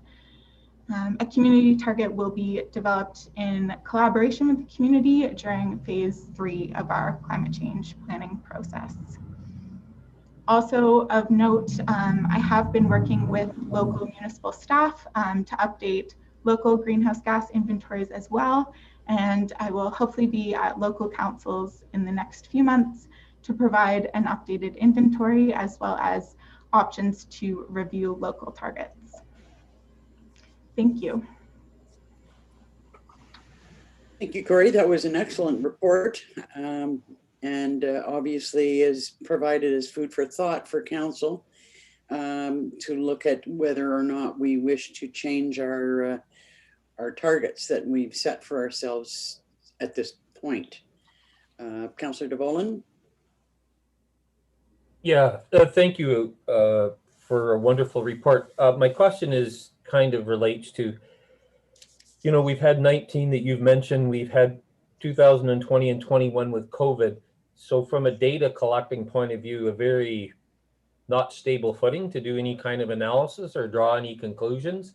Kind of that's the first, is this the right time to do that kind of, and I'm not saying I'm not for what you're proposing. The second part of it is, like the fleet, our fleet is the elephant in the room, and the technological evolution that's happening with fleet is happening very quickly. You take in one model year from 2020 to 2021, from a regular ICE engine to a hybrid, which is the first of a whole bunch of changes that are coming. I can think of a particular pickup that the gain in efficiency is between 15 and 20% in one model year. The heavy duty equipment definitely will come a bit slower than the smaller, lighter vehicles, but I don't think we can underestimate the changes, both consumer driven and by both levels of government regulation on what's coming there, that I expect that within 5 years for sure, we're going to see 20 and 30 plus increases or reductions, depending on how you want to look at it, across our fleet, just by what's going to roll out to us. So I kind of come around to that is, if I'm correct that 25 or 30% is going to come via fleet, does that mean some additional nuts and bolts that we need to do today in this evolution going forward? And I know I was very wordy there, but I was just trying to get a larger comment on those things. Other comments or questions? And does council wish to consider changing their targets at this point? Councillor Moffatt. The question I have is around financial implications against other priorities that we all face, and I'm not saying that to say that the reduction of greenhouse gas emissions isn't a priority and shouldn't be made a priority. So I'm wondering if Corey can talk a little bit more about, okay, if we go in this direction, the plan is like I know it's changing the percentage to 2030, but what is the logistical implementation of those changes on the county or the municipalities in terms of moving to different kinds of vehicles?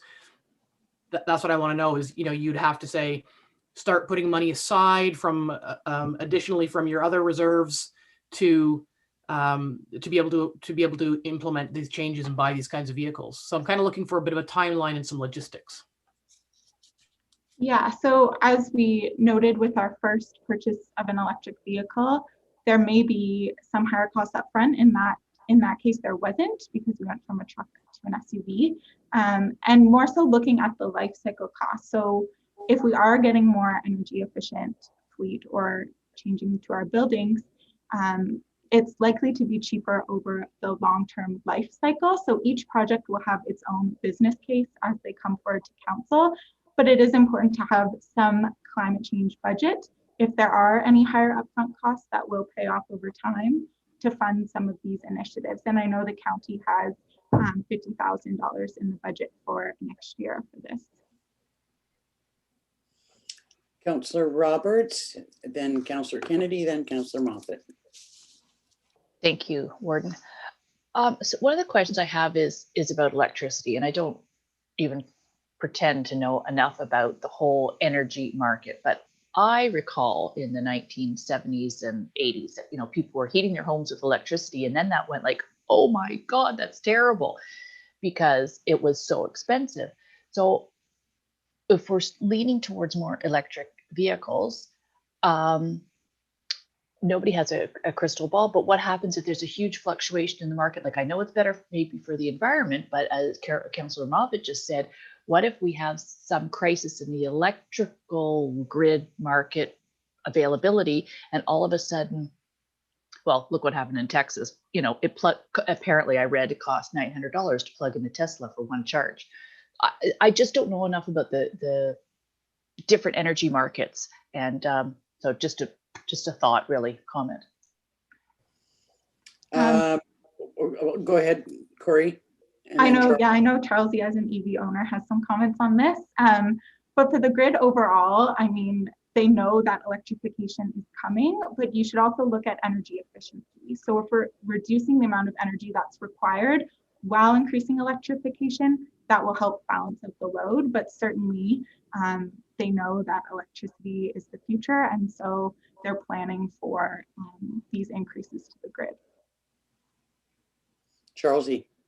And I just wanted to make two quick comments. First, great example is the upgrades that were completed to the Minden station. They were taking some of that new or expected load and built that, I don't want to say capacity, but into the upgrades that they did. So that was really good forward thinking on the part of Hydro when they were doing that. And as a consumer who utilizes the plug-in for their vehicle, I had that same concern. What is this going to cost me on a monthly basis? And, every month it's about $10, and that's me plugging in my vehicle every single day. That was the increase on my hydro bill. So over 30 days, $10. That's good to know. Councillor Kennedy. Yeah, thank you. I wouldn't support any change beyond the 15%. We've seen in the first 2 years and a bit that we've had actually a 9% increase in our emissions. That's due to our unprecedented growth plus the weather challenges. So I think 15 is still an admirable goal to try and achieve with what is coming down with a number of people that are moving here and just the expansion that we're going through. Also, we don't have natural gas availability in the county, which would be a big plus in order to help with our fleet, our big fleet. And I was looking forward to hopefully in the near future, you bringing forward an electric vehicle charging station report for the county that I think will have a big impact on moving forward. So I think 15 is a reasonable, a good goal, considering that right out of the gate, we lost 9% right off the bat. So I wouldn't support anything more than 15. Thank you. Councillor Moffatt, then Councillor Royale. Yeah, I'm sorry. I'm just going to pick up on again what I was asking for. You know, we've just all completed our budget processes, and we landed where we landed based on our particular needs. I would almost rather, don't disagree with Councillor Kennedy, this is great.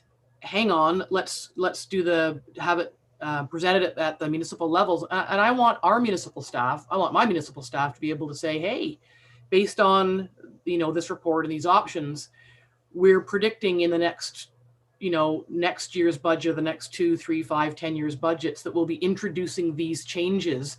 And here are how those costs and offsets will be reflected. Because to say that we should change the target and consider implementation of some of the things that other counties have done is great, but it's an unknown.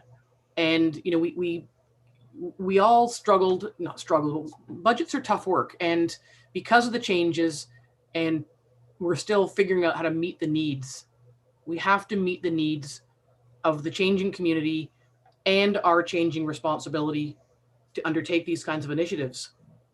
I want to know what it looks like. I would like a multi-year rough projection of what it's going to do to our budget, so that we can plan and prepare for it adequately, as opposed to taking a leap of faith for the good of the world.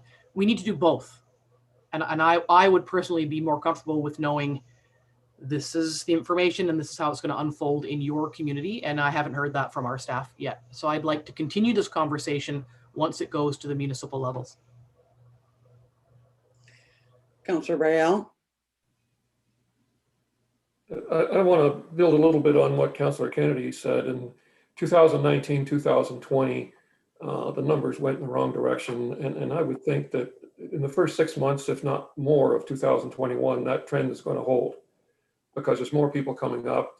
The COVID is not going to go anywhere, at least until the end of August, September. If you're optimistic, if you're pessimistic, it could be early part of 22.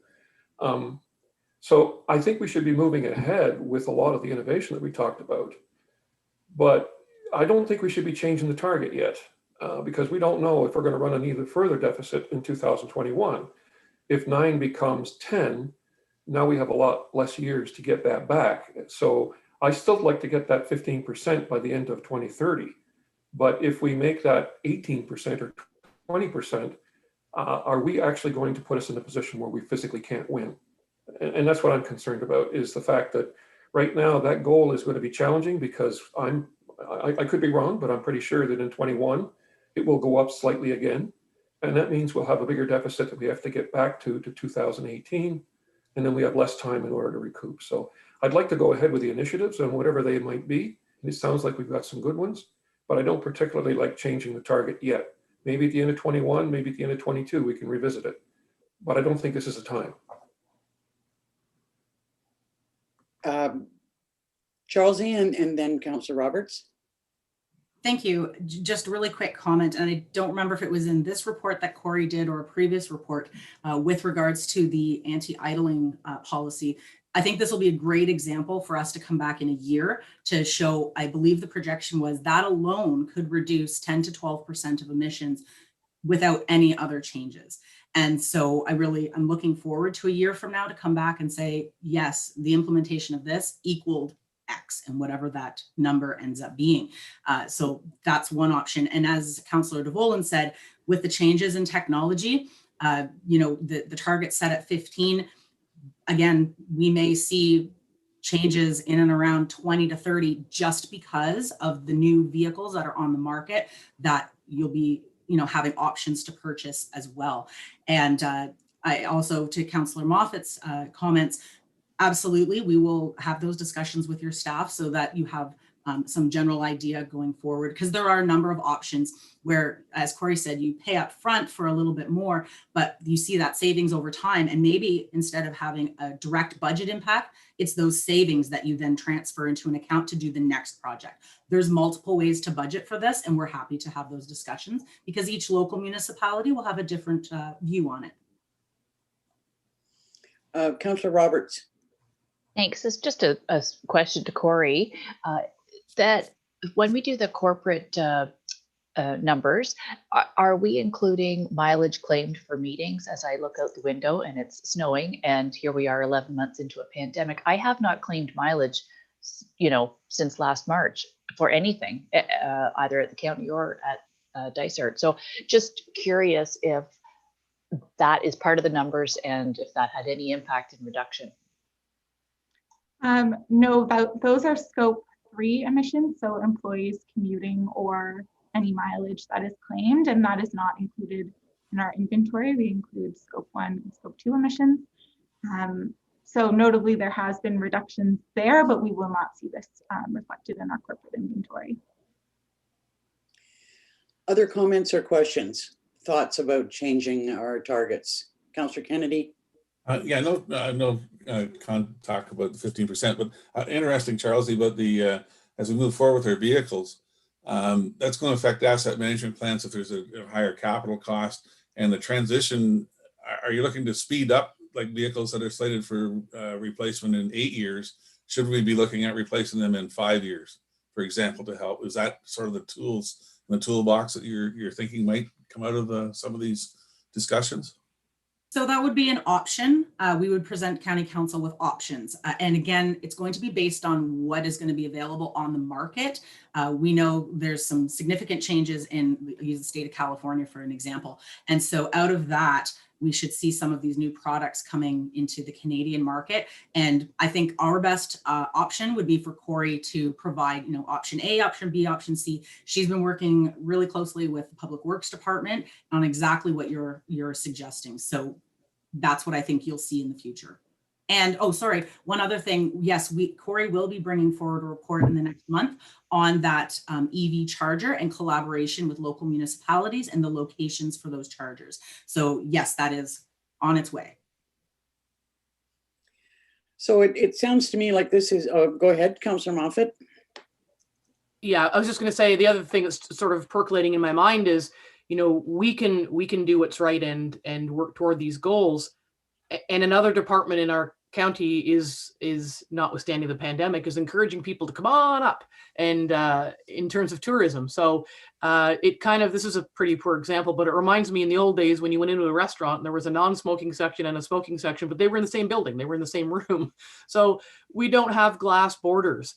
So it just crosses my mind that, we can only make the best effort that we can make, take responsibility for our actions and our purchases. And yet we have no control over what other people do who are, coming up to our community and running the roads to get here. So, you give some and you take some, and it hopefully it balances out, and that more people as we move forward will recognize the need to make some of their own changes in their own lives, and we can work on it together. So at this point in time, I'm not hearing any desire to change our targets today, but I think we're all recognizing that this is it's a moving landscape. We look forward to receiving some more information as you continue your work, Corey, and some financial implications. I think that that's going to be important for us all, so that we know what we're faced with as we go forward for budgetary costs. Meanwhile, I'd like to thank you. It's an excellent report, and this keeps bringing it back to top of mind for us. And just because we're not making a change today doesn't mean that we won't do that, down the road, and even not too long from now. So could I have a mover and a seconder to accept the climate change mitigation report? Councillor Dolan, second by Councillor Moffatt.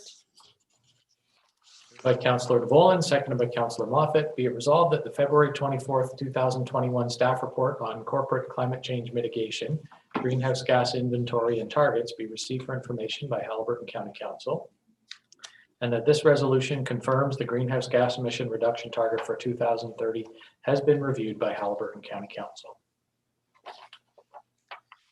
All in favor? Carried. Thanks again, ladies, and don't stop pushing us, Corey. Next is the Planning Department update. Great, thank you.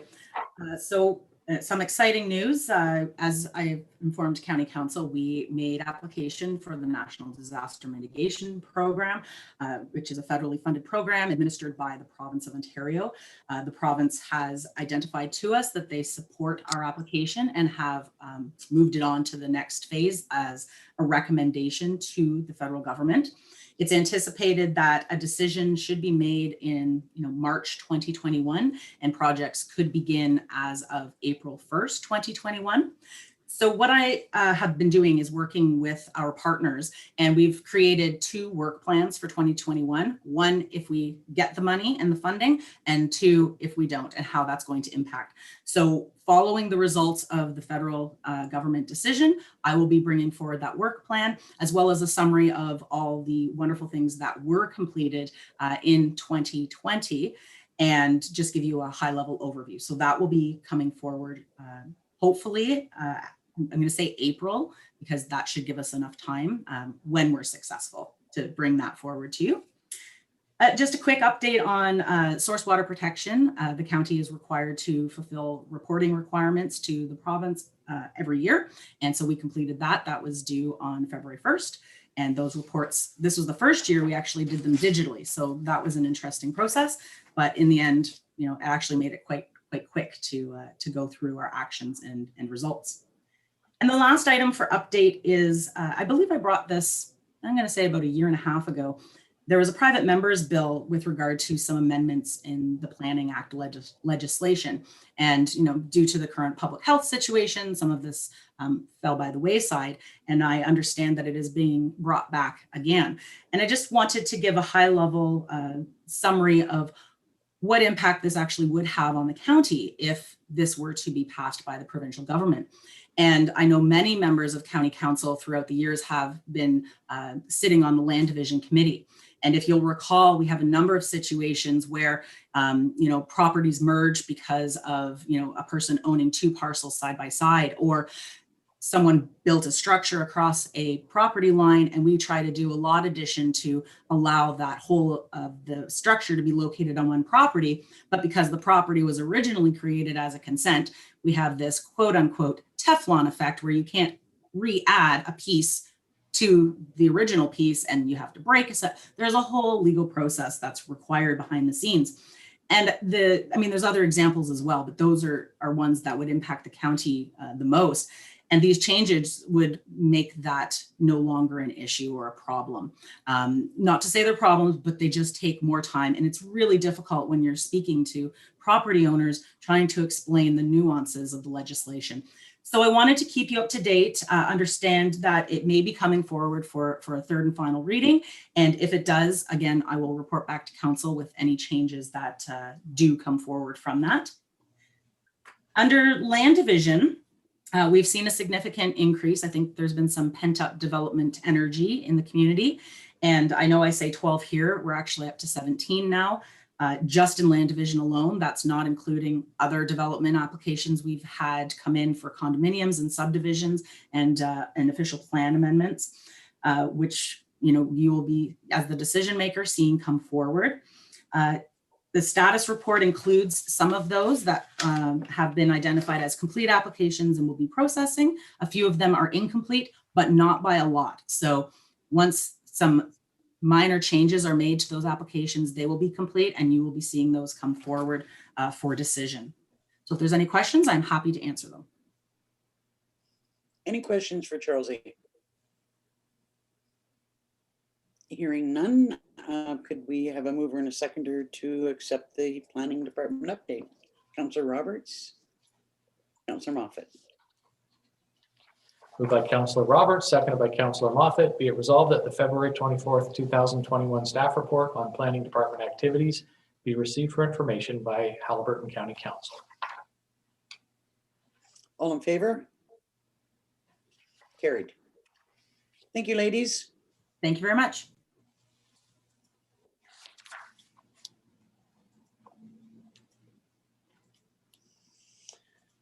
Okay, next we have the correspondence listing. I guess the question is whether there's any comments or desire to support any of the correspondence that's on the listing.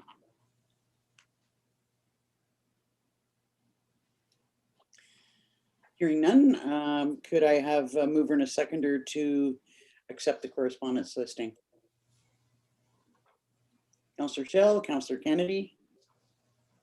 Moved by Councillor Shell, seconded by Councillor Kennedy. Be it resolved that the correspondence listing for the period of January 26, 2021 to February 19th, 2021 be received for information by Haliburton County Council. All in favor? That's carried.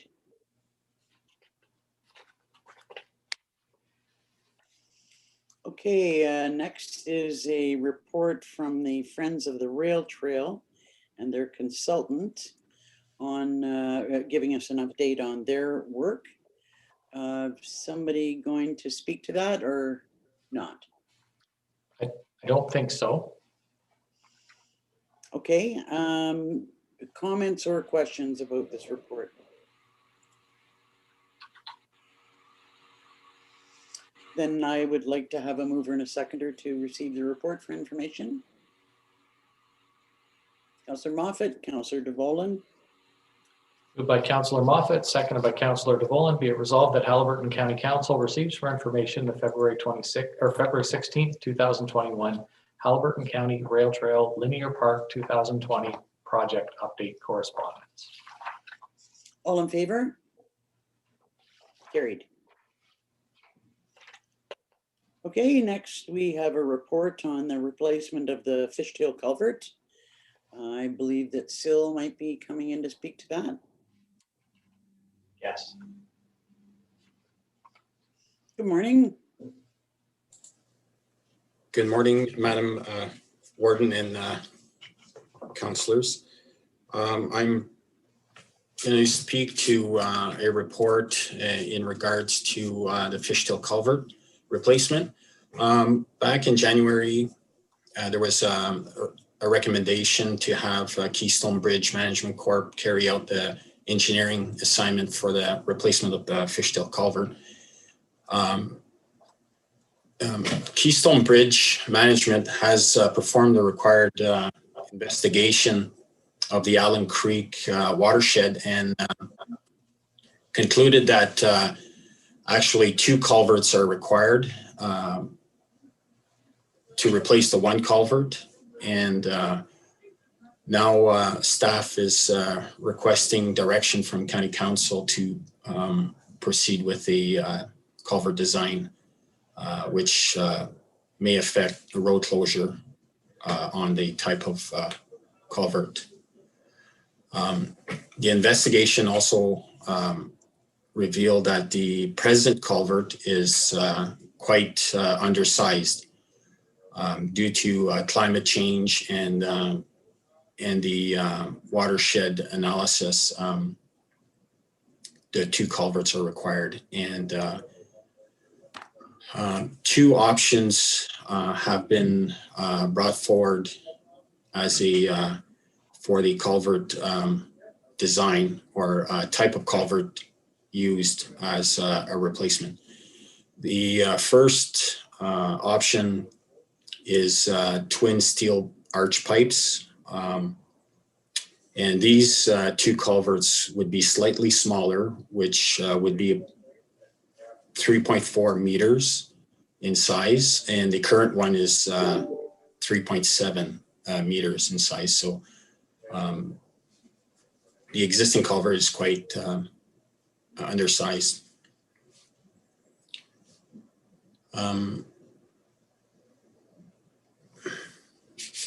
The 2 steel culverts and the way the road structure is that it's not conducive to a on-site detour, and so a road closure would be required to replace the 2 culverts with, or to install the 2 culverts, and this would require a crane to lower the culverts in place that would be pre-assembled on site as well.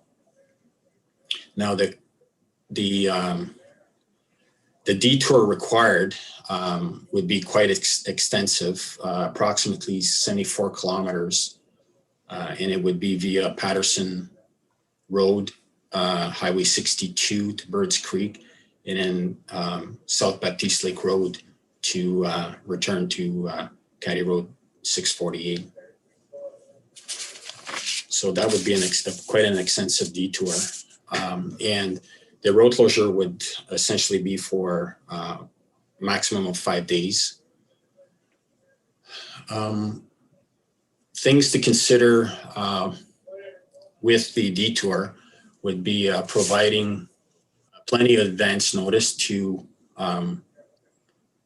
the public on the road closure. So possibly erecting signs at both ends of the job site, using municipal 511, social media, radio, and newspaper in efforts to inform as many people as possible of the closure. Also, the schedule of the actual work taking place. Late September would be recommended due to the summer cottagers and summer traffic.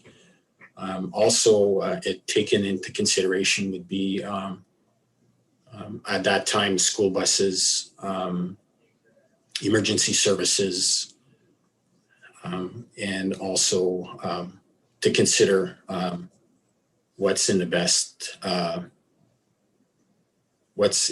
of public interest as well for as having a road closure. I've also have a diagram of the road closure attached as well to the report. And option B would be replacing the existing culvert with 2 precast box culvert, so concrete culverts. These culverts would be more conducive to a on-site detour.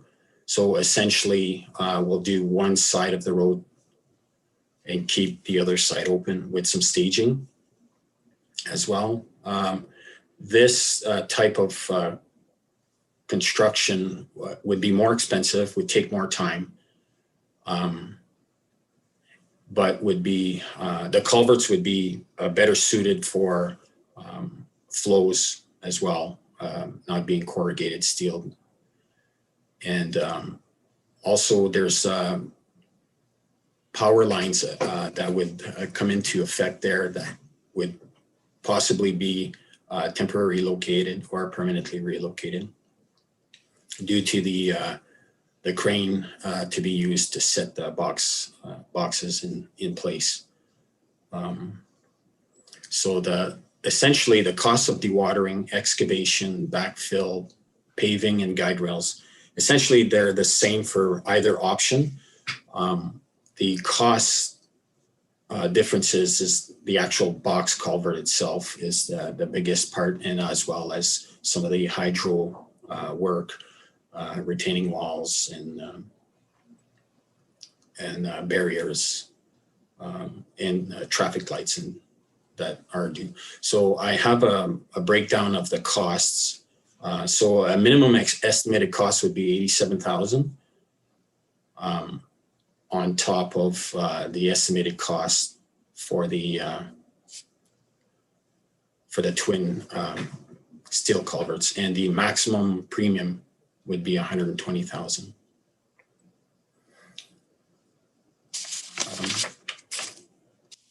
The precast culverts are more durable and essentially would provide 30 to 50 years of life on top of the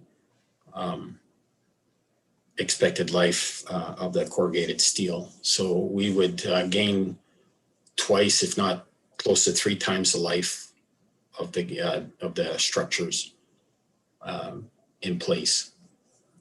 And also the Allen Creek is a small to medium sized watershed. So it is affected by climate change due to the size of the watershed, and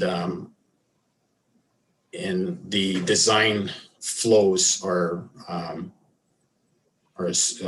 designed for that type of watershed, and as well as climate change incorporated. So the financial impact of option A is roughly 300,000 plus or minus 30 plus engineering and design, which is roughly around 20,000 plus tax. Option B, the precast box culverts. The estimated cost would be 90 to 100,000 on top of the option A. And the total budget for the replacement is 615,000. So both options would fall within the allowable budget of the project. So again, staff is just requesting direction on the option to take in. And there's also involvement with either options. Okay, I would look to comments or questions. Personally, I tend to sort of lean towards the box culverts in option B because of the length of time that we'd have to have a road closure, and I'm particularly concerned with emergency response vehicles. And as well that, you know, when you look at the life expectancy from the box culverts compared to the steel culverts, it seems like, you know, we'd be just that much further ahead, even though we're spending more money off the hop. But I see hands up, Councillor DeVolen and then Councillor Roberts. Yeah, I mean, to me, option B is the alternative. Flood mitigation, twice the life expectancy and no diversion. It's money well spent. Councillor Roberts. Yes, I also support option B. So basically for all the reasons you just said, Warden, Dysart had to make a decision on a bridge at Coleman Lake, similar thing. It was more expensive, it was concrete, but we looked at the longevity and we're trying to do the right thing for the future, as opposed to we did as a wooden deck. So we went with the more expensive and over the lifespan. So it makes sense to do the right thing. And we have it within our budget, so option B for me. So are we generally in concurrence, or is someone looking at option A? Okay, I think that you've heard what our Councillor DeVolen, did you have another comment to make? I think we'll look at a resolution that accepts option B. If I could have a mover and a seconder for that. Councillor DeVolen, Councillor Schell. So I have added some words around the twin concrete box culverts just to ensure that we are clear in the resolution what we are, or what council is directing. So moved by Councillor DeVolen, seconded by Councillor Schell. Be it resolved that Haliburton County Council directs staff to proceed with the recommended culvert design and replacement of the Fishtail culvert, being twin concrete box culverts. Councillor Roberts. Is it twin box culverts or one large box culvert? It was twin steel culvert, sorry. No, it would still be. They're still twin? Okay, thank you. Yes, box culvert, but a smaller size. Okay, all in favor? Carried. Thank you. Thanks, Sil. Much appreciated. Okay, next are reports and minutes from external boards and agencies. Is there, I see we have minutes from the health unit. Anything that you'd like to add, Councillor Roberts? Well, nothing really from those minutes. I end up sometimes adding something because our meeting was is the third week of every month. So I just had a meeting last week, and I just can't believe how lucky we were to get Dr. Gemmell to be our acting Chief Medical Officer of Health for this interim while we were waiting for our new Medical Officer of Health to start in April. So he is just up the communication like I can't believe, with press, with public, holding town halls. There is no such thing as too much communication, were his words. So I think it's great. He's very positive.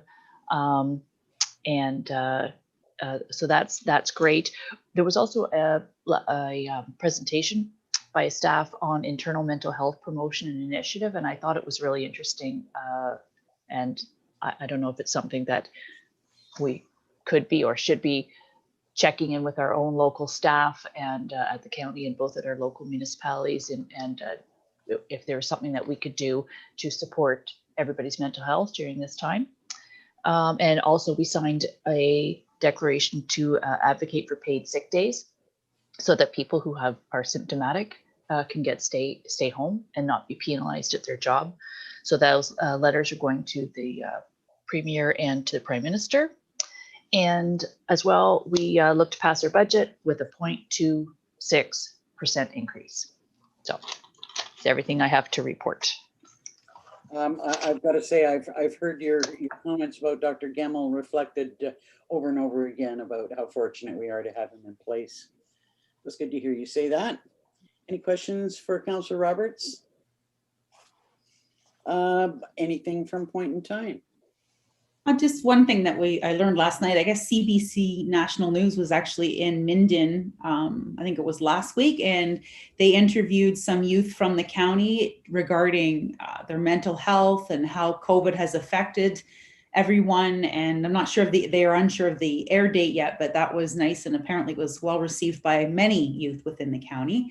And just that point in time continues to, look forward for the summer to see where we are with COVID and ways to keep everyone engaged, especially through the hub. Thank you. Councillor Roberts.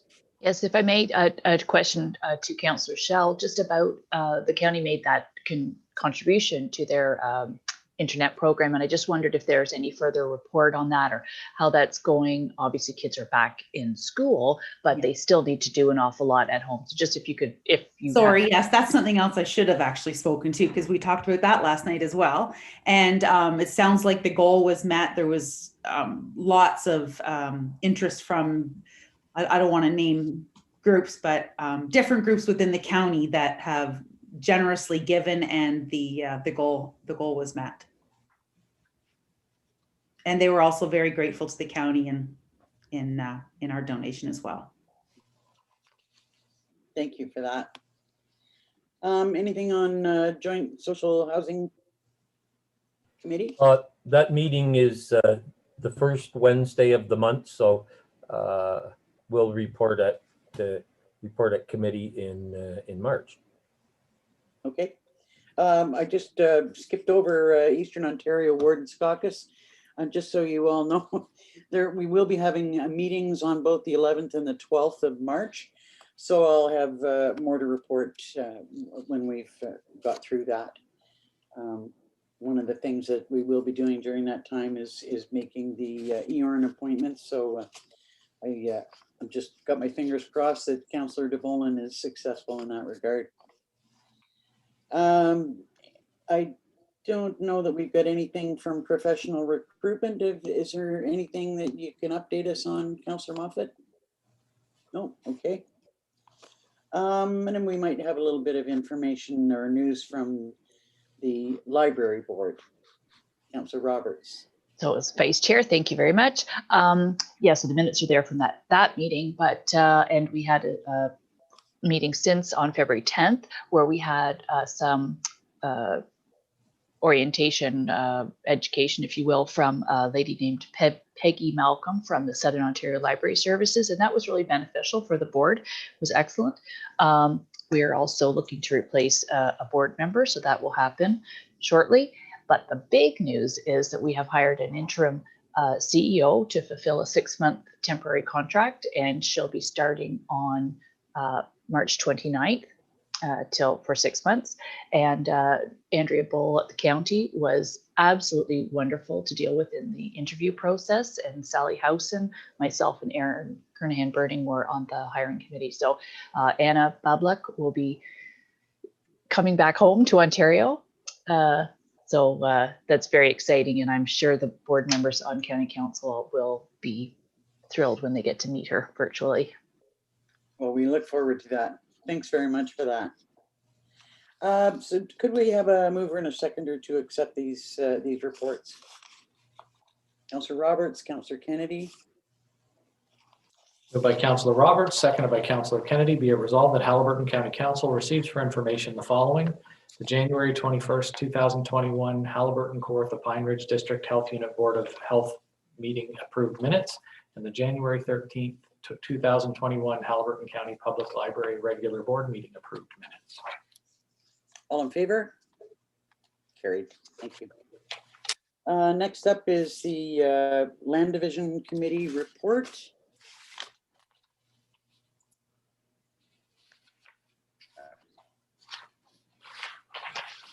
Welcome back.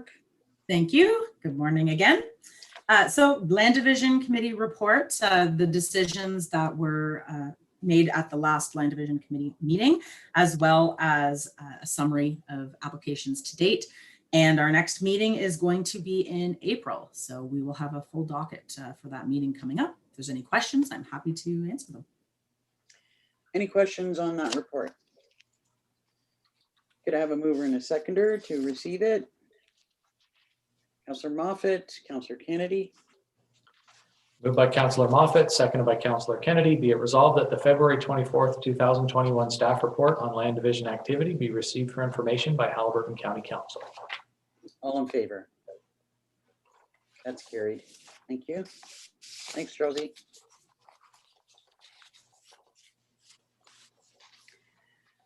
Okay, next is external boards and agencies. As Councillor Burton is not here, we won't have any update on Ontario Good Roads, although I'm sure he'll have some news to impart to us at our next meeting. Is there anything from the Eastern Ontario Regional Network, Councillor? Not really, other than hopefully the month of March will be the perhaps the month that we can have the reveal to you and the good folks of our community. That would be wonderful. Reveal and shovels in the ground, even better. Yeah, he's not going to say any more at this point. Okay, anything from Poverty Reduction Roundtable? We have not met since that, and obviously I'll report after the next time we meet. Okay, thanks for that. Under other business, the meeting calendar for March. Any errors or omissions? Everything looks good there. Okay, so that concludes the open session of a portion of our meeting. If I could have a mover and a seconder to go into closed. Councillor Moffatt, Councillor Shell.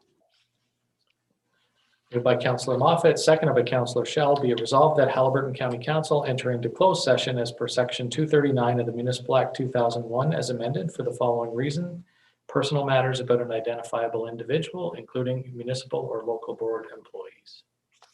All in favor? That's carried. Okay, we'll just give ourselves maybe 5 minutes to make the transition into closed.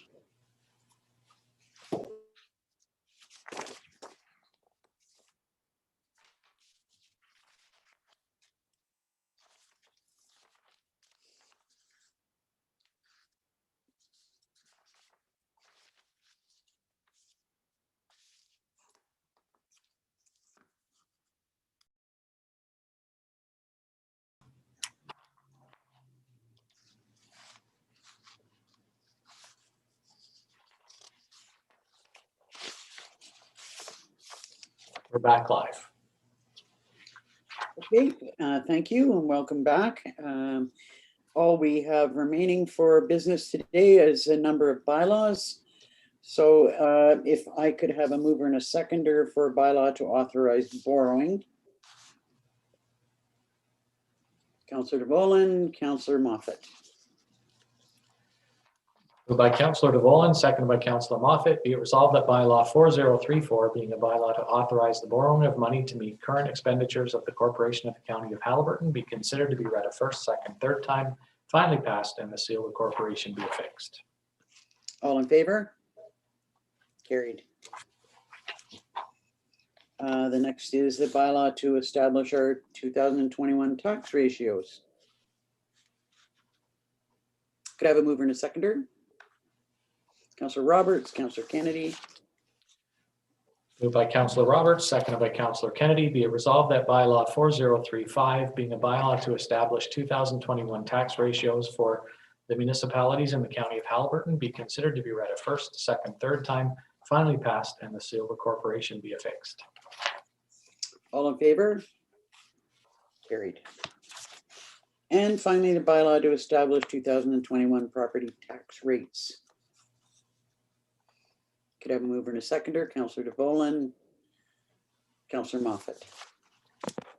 Moved by Councillor DeVolen, seconded by Councillor Moffatt. Be it resolved that bylaw 4036, being a bylaw to establish 2021 property tax rates for upper tier purposes, apportionment of the upper tier tax revenue among the lower tier municipalities, and establishment installment dates and percentages for the payment of the tax revenue to the upper tier by the lower tier municipalities be considered to be read a first, second, third time, finally passed, and the seal of the corporation be affixed. All in favor? It's carried. And just once again, thanks to all our department heads and staff that have worked on a budget. It was an excellent document, and you made our job easier. So thank you for that. Could I have a mover and a seconder for the confirming bylaw? Councillor Shell, Councillor Roberts.